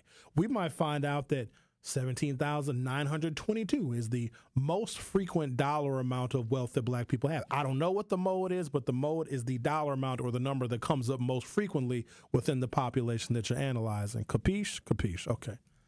African Americans, who in many categories have the greatest gender economic equality, have the greatest gender wealth disparity, though still having little wealth compared to whites. Single black men's median wealth was $10,100 compared to single black women's median wealth of $1,700. Single white women have slightly higher median wealth levels than single white men. Single white women's wealth is estimated at $81,200 compared to single white men at $78,200. You know what I think that's reflective of? The fact that white men and white women were married, they get divorced, and her wealth goes up by what she got in the divorce, if I had to guess. Because why would this doesn't say whether these people were married or not. It just says they are currently single. And this data is relatively new. In fact, let me get you a year of this article, because I don't want to be talking about stuff that's 10 years old. So this article is April of this year. So it's recent enough.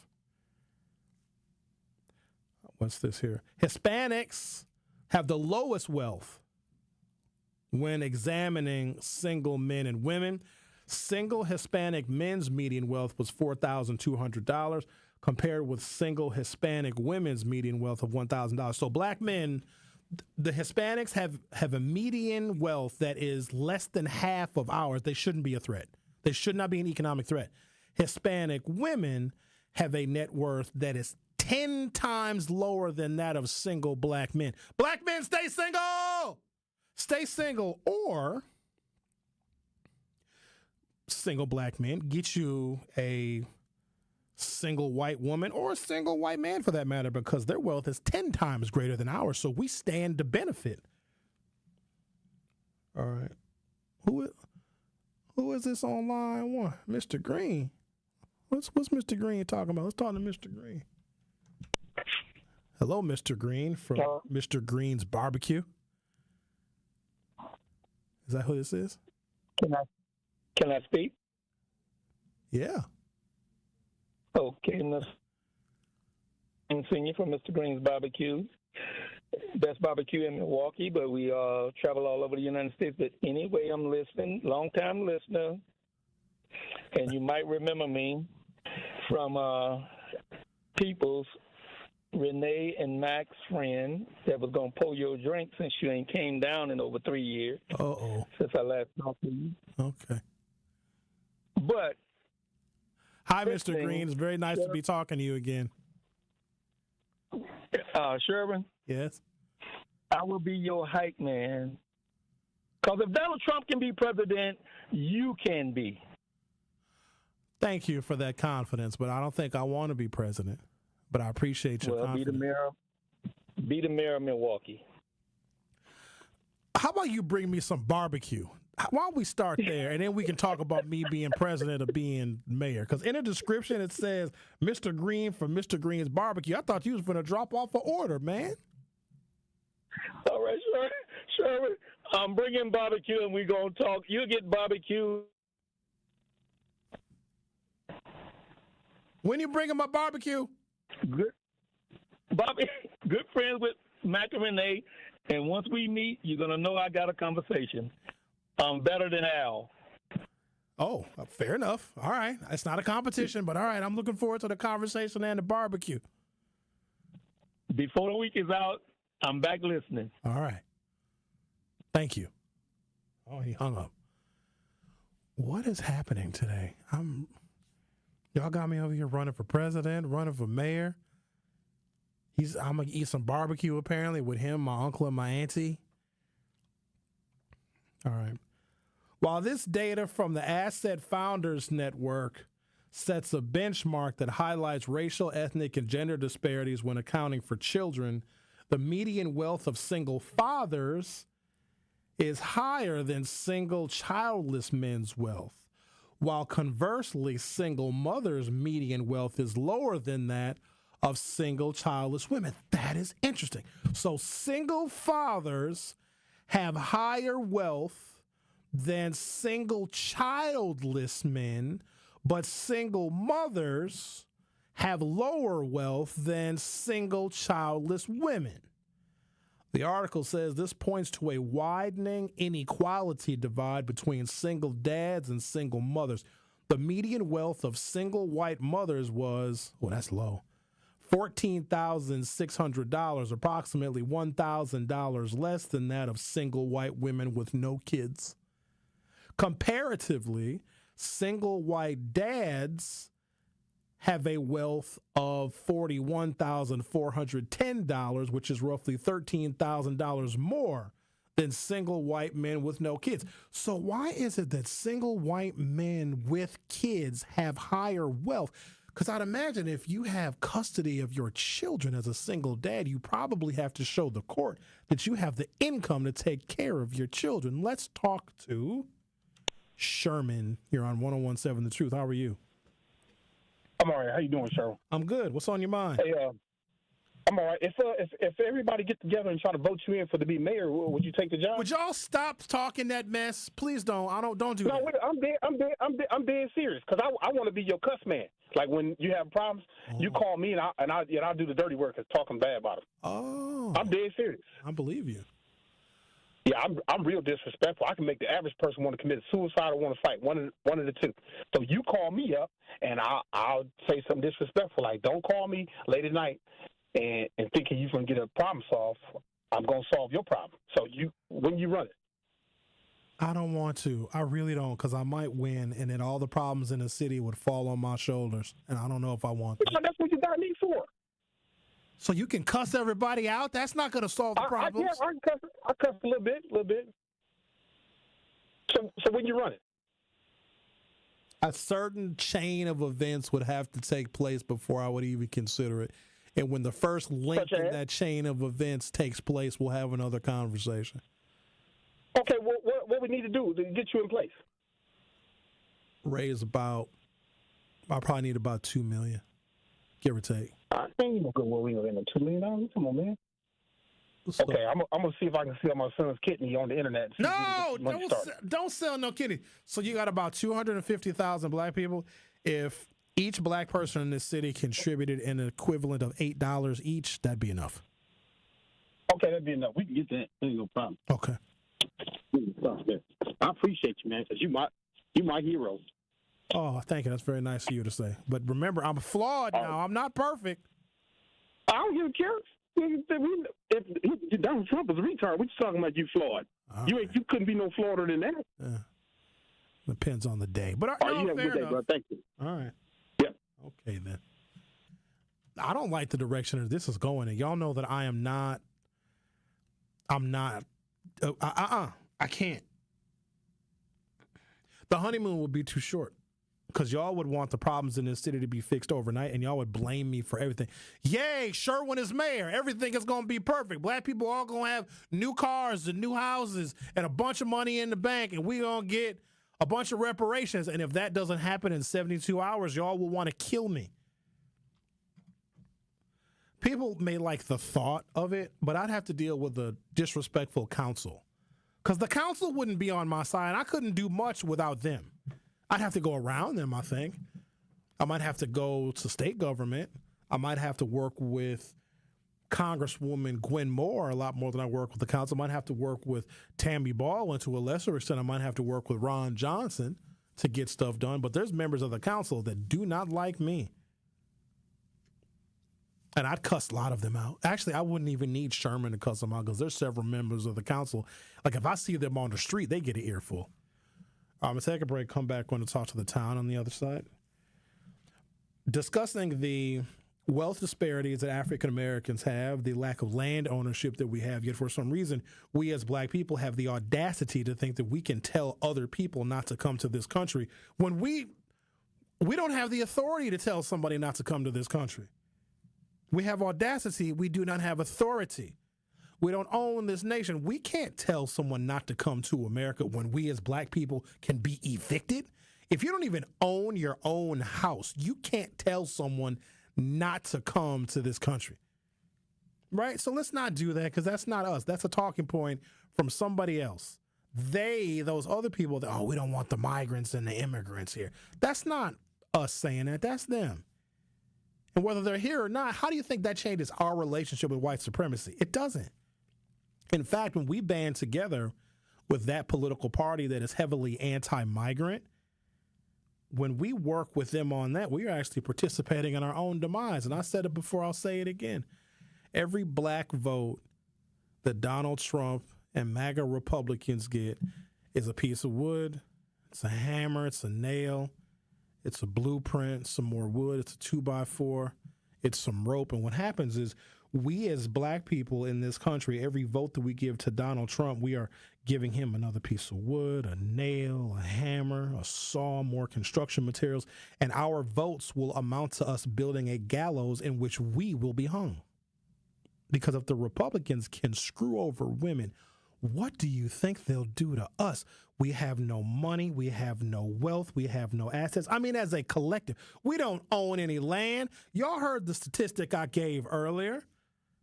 5 white men own more land than all of black America combined. 5 people. And they said in the article, those 5 people can fit in a mid-sized sedan, and they own more land than 47 million of us. We're not a threat to anybody.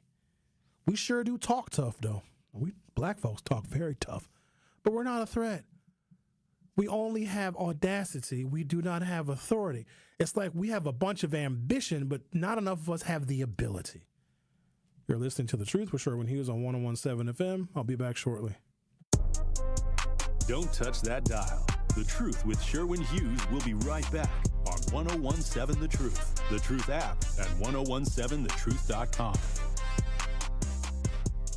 Truth Nation, the election is less than a month away, and we are excited about another episode of The Truth on Politics on Tuesday, October 15th from 6 p.m. to 8 p.m. This show engages in a thoughtful debate on the local and national elections and the policies which impact our black communities the most. Do not miss The Truth on Politics on Tuesday, October 15th from 6 p.m. to 8 p.m. with Dr. Ken Harris, Tori Lowe, Ben Jamin, Damian Elzie, and Kyle Wallace on the award-winning 101.7 The Truth and streaming live on YouTube. The Empowerment Small Business Loan Program, we're talking about up to $5 million, which for small business owners, we need that. That's like payroll, that's resources. So can you just let us know, what is the program and why is this lending program so important to Old National Bank? Years ago, our CEO, Jim Ryan, this program is his brainchild. He was working with Roland Shelton, who you know, Denise, out of Evansville, and they identified that African-American business owners, Hispanic business owners, Native American business owners, as well as women business owners had a difficult time in obtaining financing from the traditional credit partners. And so we went out, created a program, launched it last year in 2023. And so far last year, we have helped over 100 successful minority and women-owned businesses with about $25 million in loans. We've already started this year with almost $8 million in approvals, again, geared toward minority business owners and women business owners that normally had difficulties in obtaining traditional credit finance. Saving energy and money is easier than you think. Here are 2 simple things you can do to reduce your energy use and lower your energy bill. Use thermal curtains to reduce each room's energy loss by up to 25%, and make sure vents aren't blocked by furniture or rugs to improve airflow and comfort. Simple, smart savings. Get more energy-saving tips at WeEnergies.com.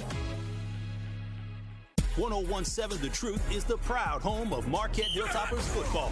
Tune in Friday night as we have a battle for first place in the Greater Metro Conference. The Hilltoppers host conference rival, the Sussex Hamilton Chargers. The football action kicks off at 7 p.m.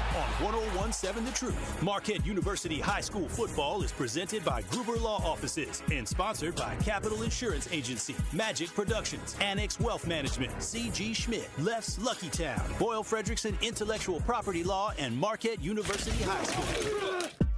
Gruber Law Offices presents Thanalysis. That's what we called it, a bubbler. That's what you call it, a bubbler? You called it a bubbler. A podcast from Thanasis Antetokounmpo. I say thank you as a family. He's not here to represent, but I'll say thank you. Also supported by Carbless, premium ready-to-drink cocktails. Okay, you know what? Let's go to the animal facts. And Potawatomi Casino Hotel in Milwaukee. All those games we had were such close games. That was the crazy part. Subscribe on YouTube and wherever you get your podcasts.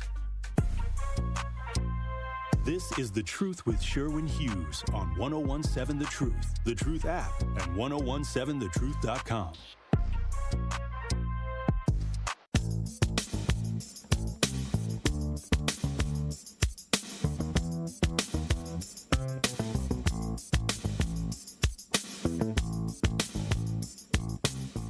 This is the video. This is Dennis Edwards, right?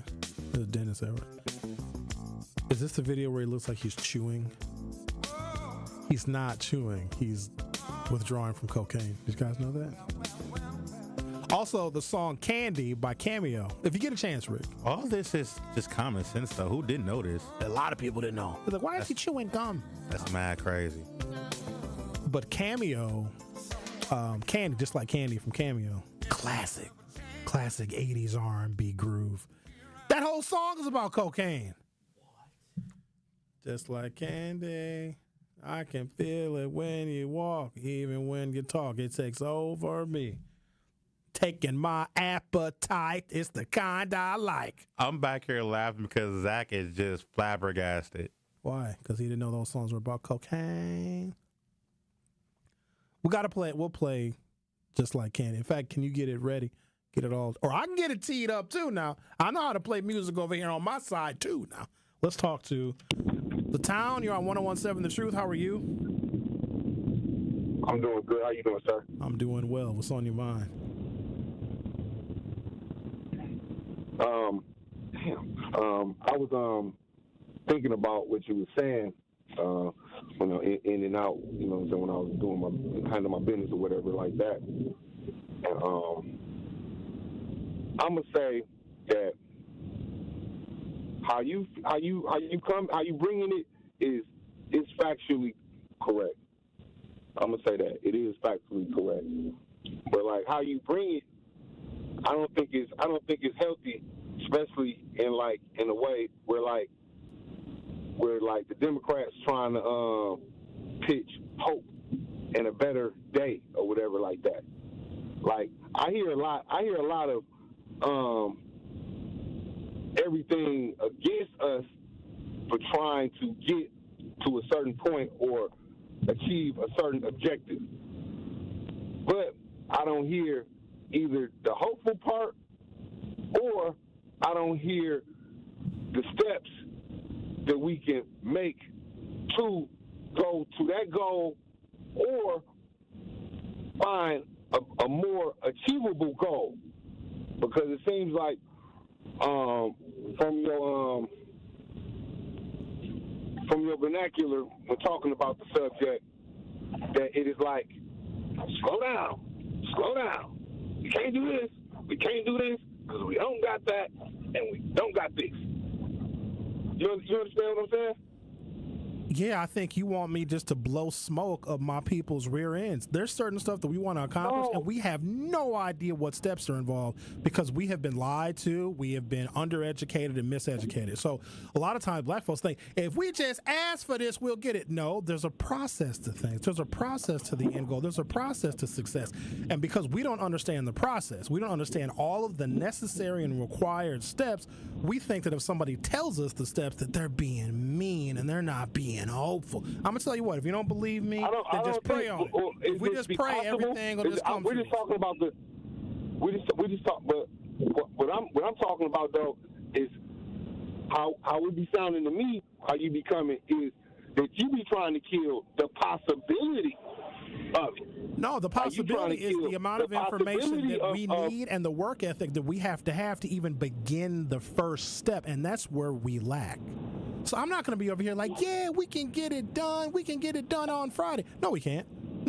We don't even know the first step in getting a political goal. But most people think that they do, and they've never even engaged in this kind of work before, and they think that it's going to be easy. Right there, and Sherwin, you're being honest, and honesty sometimes hurt. That's not my problem. If we don't understand the process, that's not my problem, the town.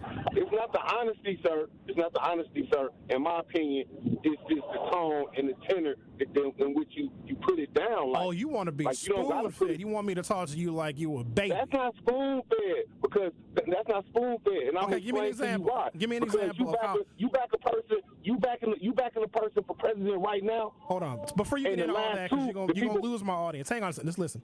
Give me an example of how I should be speaking to people about making necessary progress. How do you want me? How should I speak to them? Okay, that's a good question. That's a great question. Okay, like I said, factually, the facts what you saying is we can't knock that. The facts are the facts. Now, when somebody after you beat somebody upside the head, like, hey, this is the better way. We need to start with doing this. And if we start by doing this, A, B, and C, we can start it. The town, that's your responsibility. I'm here to provide. I got 3 hours, brother. I don't have all day. I have 3 hours to give you the facts. If you want me to give you the facts and then present it and package it in a way that sounds palatable, I can't do that. You have a better opportunity to do that to the people that are in your orbit. You make it palatable to them. I'm only here to give the facts. And if the facts sound like they're too raw and they're not nice enough, but I want you to give me an example of how I'm supposed to sound that would make it sound more palatable. Well, you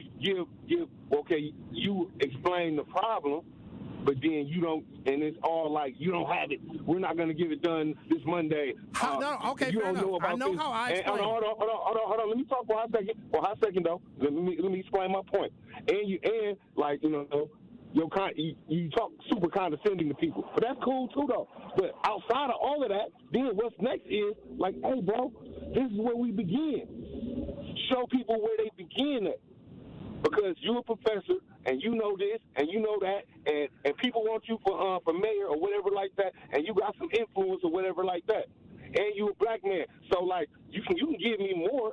I mean, I'm not talking about me in particularly. I'm just talking about the macro, not the micro. No. You say like, hey, we should start like this, guys. Let me tell you why I can't do that. Let's start like this, guy. That don't take no time. Let me tell you why I can't do that, because I have a program in which I expect people to already know the remedial information, and if they don't, this is the wrong show for them. There are other shows that people can listen to where it's much more ground level, like much more monosyllabic, where it's just very easy to understand. This is not the show for that. I'm for people that are ready to take the bull by the horns and not have to explain things at the ground level. This is like a 400 level class.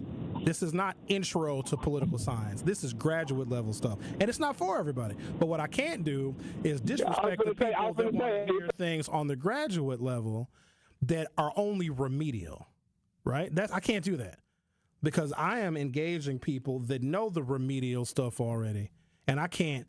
Well, for the kids that are sitting in the back, this isn't a show for the kids that are in the back. This is for the people that are sitting up front, that is paying attention, that's taking good and diligent notes. And on that note, I'm going to take a pause. Y'all got my cameo song? We'll play when we come back. You get it? I don't ask much of you, Rick. I don't ask much. We're going to play that song. Okay? Okay. The Truth for Sherwin Hughes on 101.7 FM. We'll be right back. More of The Truth with Sherwin Hughes is next on 101.7 The Truth, The Truth app, and 1017thetruth.com.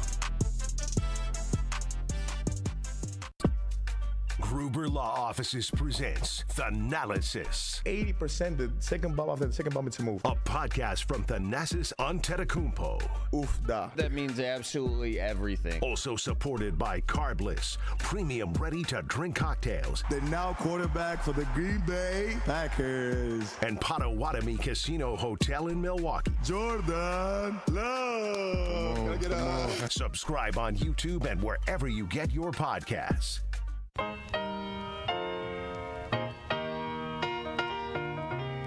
It's time for Truth Takes, a thought-provoking commentary on the new 1017 The Truth. Here is Tory Lowe with his truth.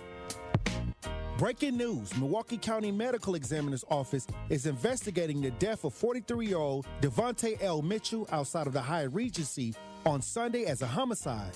Breaking news. A Milwaukee mother is speaking out after her 17-year-old daughter, Amira Wallace, was shot and killed at Milwaukee's Deneen Park. This happened just after midnight on July 22nd. Breaking news. According to a sheriff's office report, Sean Grayson said he shot Sonia Massey after fearing she would throw boiling water at him, which would have caused great bodily harm or death. Breaking news.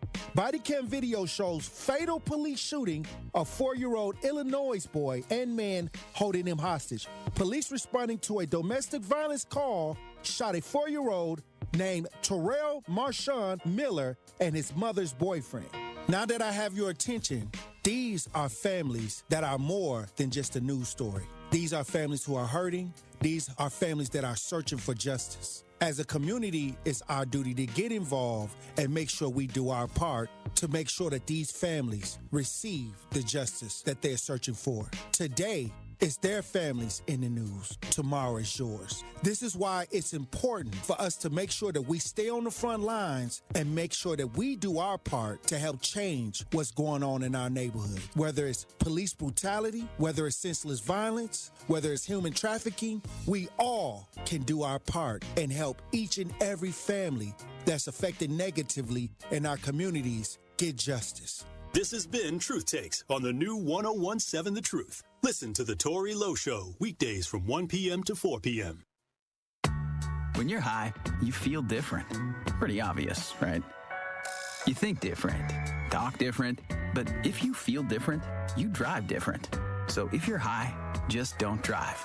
Brought to you by NHTSA and the Ad Council. Happy kids heal faster, and that's why Starlight is dedicated to improving the mental well-being of sick kids across the U.S. Learn how at starlight.org. Seriously injured? Make one call. That's all. You are listening to The Truth with Sherwin Hughes on 1017 The Truth, The Truth app, and 1017thetruth.com.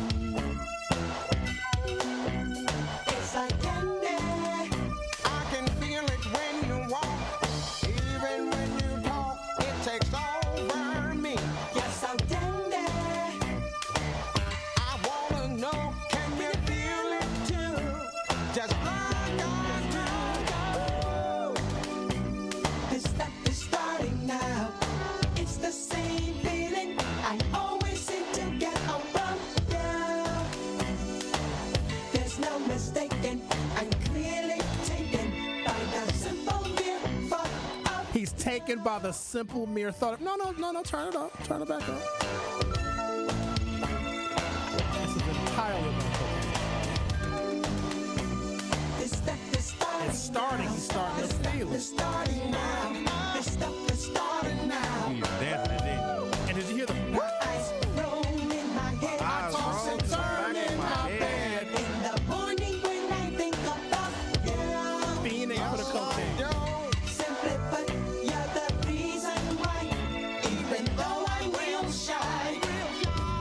You ain't shy no more. I attempt to look my best for you. Indeed I do. That's enough of that. 'Cause you affect me. That was a jam, wasn't it? It still is. It's just people. There's a whole bunch of songs that have hidden meanings that people don't know about. Absolutely. Like, I remember I worked with this one. I worked with this woman. She was in her 50s. This is when I worked at City Hall, so this was 20 years ago. And she loved the Whisper song. And she only knew the clean version. It's like, Sherwin, I like that new record, the Whisper song. I was like, do you know what that song is actually about? Yeah, it's a neat little song. Like, you probably don't want to sing that around somebody that's 20 or 30 years younger than you. All right. Reginald says, good and diligent notes, class. Sharpen those pencils, double time. I've heard that before for people that don't know civics. Because we don't have time to start. Like, we're 24 years, almost a quarter century into the 21st century, and we still have black folks that do not know how any of these processes work.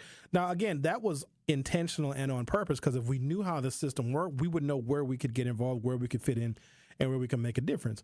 And because I am talking to people, and I've been doing this for a long time, y'all. Maybe if you started listening to me when I got my first radio show in 2012, I was probably far more remedial then, because I didn't know who my audience was. I didn't know what level of political understanding my audience had in 2012. But people that have listened to me since then, I expect them to know all of the remedial stuff, and now we are far more advanced. And so for people that don't know, the details of how policy actually works and how campaigns are cults of personality a lot of times, I got to deal with folks that want to operate at a higher level. There's a lot of media for people to consume that have a lower level of understanding. And no slight to those people, no slight at all. Because most folks haven't even really paid attention. There's something about the Trump era and COVID and the interaction between, government and business and the pandemic and, the bombastic nature of Donald Trump that made more people pay attention. But if you just started paying attention now and you're 50 years old and have technically been voting for the last 30-some years, you might have been voting the wrong direction because you don't know how this stuff actually works. And I'm not trying to be offensive, but also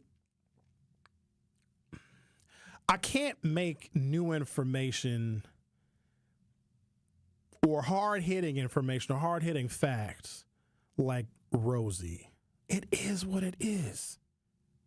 Right? Listen, I know that in some of the stuff that I'm telling folks, it's like giving a cancer diagnosis for our community.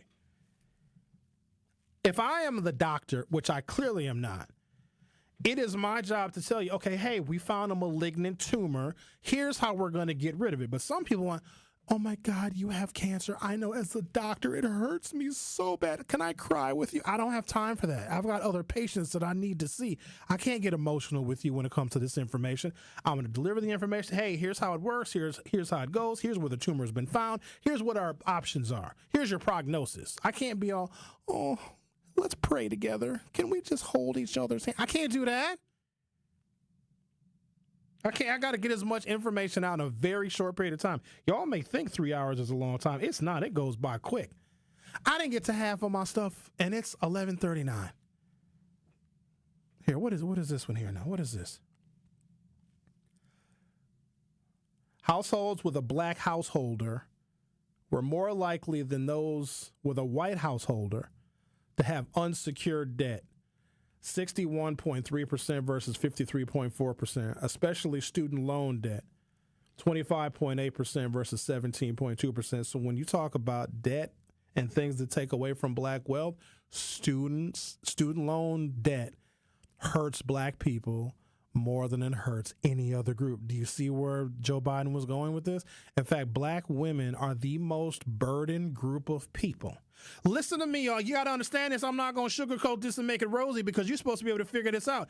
Joe Biden is outsmarting his own voters, and y'all think Joe was sleepy and simple? Why do you think Joe Biden selected a black woman to be his running mate? Why do you think Joe Biden put more black women on the federal bench, on the appellate courts and district courts than all other white presidents combined, including Obama? The cornerstone of his campaign was black women. Nobody else came up with student debt forgiveness. I don't even know if it was attempted before, at least not in the way that Joe Biden tried to do it. His theme is black women. Kamala Harris is the heir apparent. She very well may be the next president. In fact, I think the election is already over. If it wasn't symbolic enough that he put a black woman on the U.S. Supreme Court, and I assure you, ladies and gentlemen, he didn't have to. He absolutely didn't have to. It's a lot of people, including other black men, Hispanic men, that are qualified to be on the U.S. Supreme Court. He's like, no, I'm going to be consistent with this. I'm going to do 3 things specifically that can potentially impact the trajectory of black women in this country because they are the backbone of the Democratic Party. 1, I'm going to pick a black woman to be my vice presidential running mate. And then he does that. And what do? We question whether she's black or not. That's only something we would do. You think any white person is questioning how white Donald Trump is or how German he is or how Norwegian or English or Irish or Scottish he is? Nope. That's only something we do. Well, is she really black? Technically, in the Jim Crow South, they wouldn't let her vote. So that's black enough for me. Select a black woman to be your running mate. Basically, Joe Biden was saying my heir apparent is going to be a black woman. Put a black woman on the U.S. Supreme Court and tackled an issue that burdens black women more than any other issue, which is student debt. So he wanted to forgive it. He can't say, I want to forgive student debt because black women are more burdened by it. He was like, no, we're going to have student debt forgiveness, but who will benefit the most is black women. But like, when I say that we can't be remedial, we need to know that stuff. We also needed to know that Barack Obama went so far with the Affordable Care Act because black people, we were the ones impacted by pre-existing conditions, by lifetime maximums, by lack of healthcare resources being invested in our communities, by not being able to get or afford health insurance. It was our primary issue. But he can't say, hey, black people, I'm doing this for you, because he would have alerted white America and they would have protested. So in order for us to understand who is helping us and how we are being helped, it is incumbent upon us to understand how this works. Now, you can't rely on the schools to do it, which is fine, because most of the stuff that y'all know and most of the things that you learn have come since you have been out of school, when you can research things independently. You have to do that when it comes to the progress of your people, because we're over here expecting white folks to teach us about us and to teach us about how we can beat them. They'll never do it. They'll never do it. Even when we ask white folks to teach us about us, do you think there's a single high school in this country where you have to know the same amount of black history as you do white history, European history, or American history to graduate? Nope. Even if we ask white people to teach us in public schools where they have a majority black or brown student body, even if we ask those school boards, those teachers, those administrators, et cetera, to teach black history, they'd say no. Not only would they say no, they're like, yeah, we're going to ban black books from the library. They are not here to make sure that we are competitive with them. But we have the availability of information to where we can be competitive with them. It's just not going to come from them. If I'm the Green Bay Packers, and I'm about to play the Chicago Bears, the Bears are not going to tell me how to beat them. What I'm going to do is I'm going to research the Bears. I'm going to research their offense, their defense. I'm going to look at their quarterback statistics when a quarterback is under pressure. I'm going to look at their defensive schemes and their offensive schemes, and I'm going to figure out through my research on the Bears how I can beat them, but they're not going to forfeit the game to us. Let's talk to Lana Banana. You're on 101.7 The Truth. Hello, how you doing, Sherwin? I'm good. Good. Okay, first of all, I just want to say that you're an expert in politics, and that's what you're going to talk about. So some people think that because you have a PhD that you have to know about everything. But you're an expert in your field in politics. You can't tell. You can go by personal experience by, telling someone how to go about beginning how to save money in that. But that's not your field. They need to talk to someone who's an expert in economics. No, I can tell them that too now. And also, for the record, I don't have a PhD. Oh, what they call you doctor? It's just doctor just because you got that. You got the doctor level way of thinking. They call me professor because I'm smart as hell. Oh, mercy. Now, I got a bachelor's degree. I got a bachelor's degree from UW Milwaukee. Okay, well then, okay. Well, I stand to be corrected. Okay, so now. If I had a PhD, I would be unstoppable. I'd already be president if I had a PhD. I'd be a monster. Well, you already have a PhD way of thinking, and so I want to give that to you. You know what I'm saying? All I want to say is that just because you can't answer somebody's question doesn't mean that, they have to get upset with you. It's up to us to go and find that information for our own selves, first of all. And what I want to say also is getting back to the question of, I forgot what you said. Did you say the white married man with kids make more money than, I forgot, what was the question? White, so I'm going to take a break. When I come back, I'm going to go over that information again. But white single fathers have more wealth than white men with no children. And there's no explanation for it. I think it is often because white men start out with more money, and when they have custody of their children, they probably have to illustrate to the court that they are the breadwinner and can better take care of their children. But I'll go over that when I come back from the break. Oh, okay. I'll wait. All right. Thank you. She said wait, like she's going to hold on. We'll put her on hold. The Truth with Sherwin Hughes will be right back. Don't touch that dial. The Truth with Sherwin Hughes will be right back on 101.7 The Truth, The Truth app, and 1017thetruth.com. What's good, y'all? This is 101.7 The Truth's Telly Hughes, and I am Milwaukee.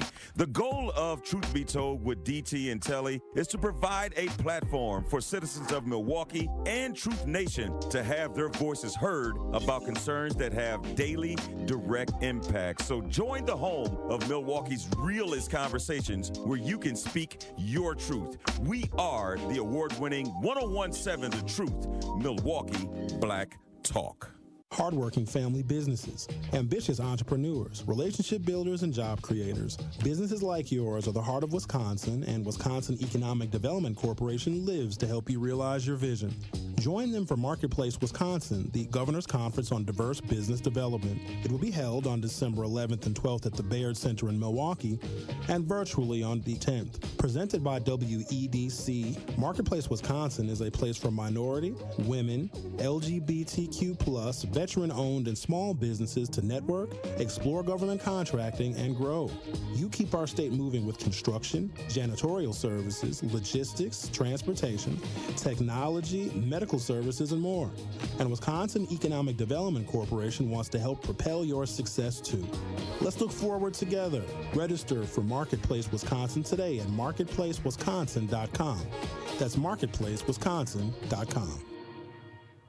At Milwaukee College Prep, they believe that every child deserves a chance to reach their full potential. Unfortunately, in Milwaukee, this is not always the case. Research shows the educational opportunity gap between white and black students is twice the national average. This is why Milwaukee College Prep is committed to eliminating this gap. In fact, MCP scholars tested advanced or proficient at a rate nearly 8 times higher than the other predominantly black public schools in Milwaukee. Provide your student with the best educational opportunity by visiting MilwaukeeCollegePrep.com. College bound, character strong. We're here. You brought me to a cornfield to see a scarecrow? Well, the mortgage lender said the money for our home is in scarecrow. I think they said escrow. Oh. There's a lot to learn when buying your first home. That's why UW Credit Union offers home loans with local expertise and a lowest closing cost commitment to make the journey easy. UW Credit Union. Apply today. Equal housing lender. At We Energies, we're committed to building a bright, sustainable energy future. We're investing in clean energy projects like solar, wind, and battery storage. As a leader in the decarbonization effort, our goal is to achieve net zero carbon emissions from our generation fleet by 2050. It's part of our plan to provide the affordable, reliable, and clean energy you depend on. Learn more at weenergies.com. We Energies. People you can trust, energy you can depend on. This message was paid for by the stockholders of WEC Energy Group. You are listening to The Truth with Sherwin Hughes on 1017 The Truth, The Truth app, and 1017thetruth.com.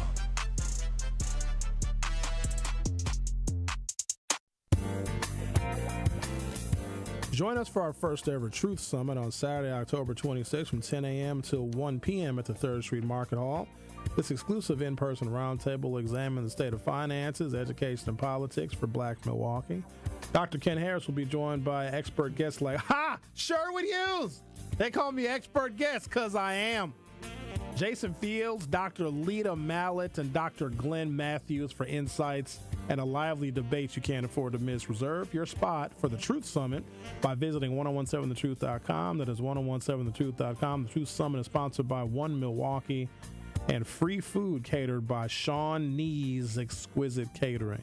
I'm the only person on the panel that's not a PhD, and I'm up there with the doctor folks. I told y'all if I was a PhD, I'd be a monster. All right. I got to read this information for Lana again. African Americans, who in many categories have the greatest gender economic equality, have the greatest gender wealth disparity, though still having little wealth compared with whites. Single black men's median wealth was $10,100 compared to single black women's median wealth of $1,700. Where's the one where? Right here. This sets a benchmark that highlights racial, ethnic, and gender disparities when accounting for children. The median wealth of a single father is higher than single childless men, while conversely, single mothers' median wealth is lower than that of single childless women. This points to a widening inequality divide between single dads and single moms. The median wealth of a single white mother was $14,600, approximately $1,000 less than that of single women with no children. Comparatively, single white dad's wealth was $41,410, roughly $13,000 more than single white men with no children. Lana, did that answer your question? Mm-hmm.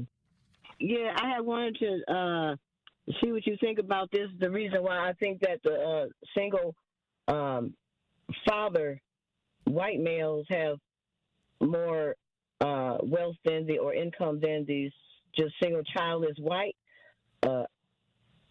childless white male is because do you think that the single white father probably have like things in their children name to where the children can have something when they get of age? Does that add together with the income too? No, they probably were married.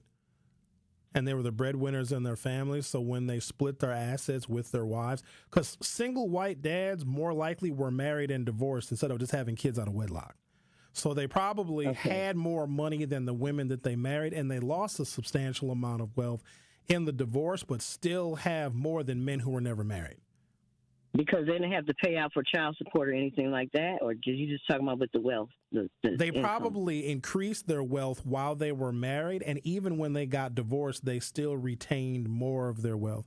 The child support is so they're better able to pay child support because they have more wealth, and wealth are usually fixed assets that won't be depleted when you're paying monthly child support. And it wouldn't matter whether you was single or married; you're still gonna be okay. If you were single, be okay. So you're going to still be okay if you're a single white father versus being a married white father, because when you get divorced, even though you're going to lose a little bit, you're still going to have some money and you got the kids. No, you're better off married. It doesn't matter because you set yourself up right. You're better off married in every scenario, but if you are a single white father, you have more wealth than single white women. He has more money than his ex-wife, basically. And everybody has more money than white single mothers and fathers.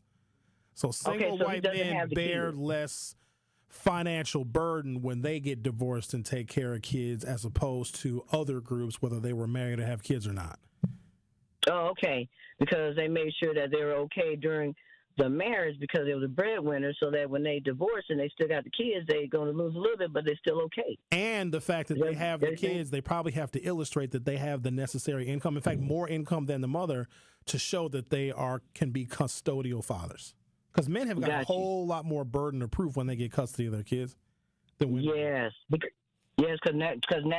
normally the woman have it, so the man got to really prove that he can have the kids and take care of them. Like if he owns a home, he can show more stability than a woman who rents. If he has higher income, he also is showing more stability than a woman who just works a bunch of part-time jobs. He also can better afford child care. Right.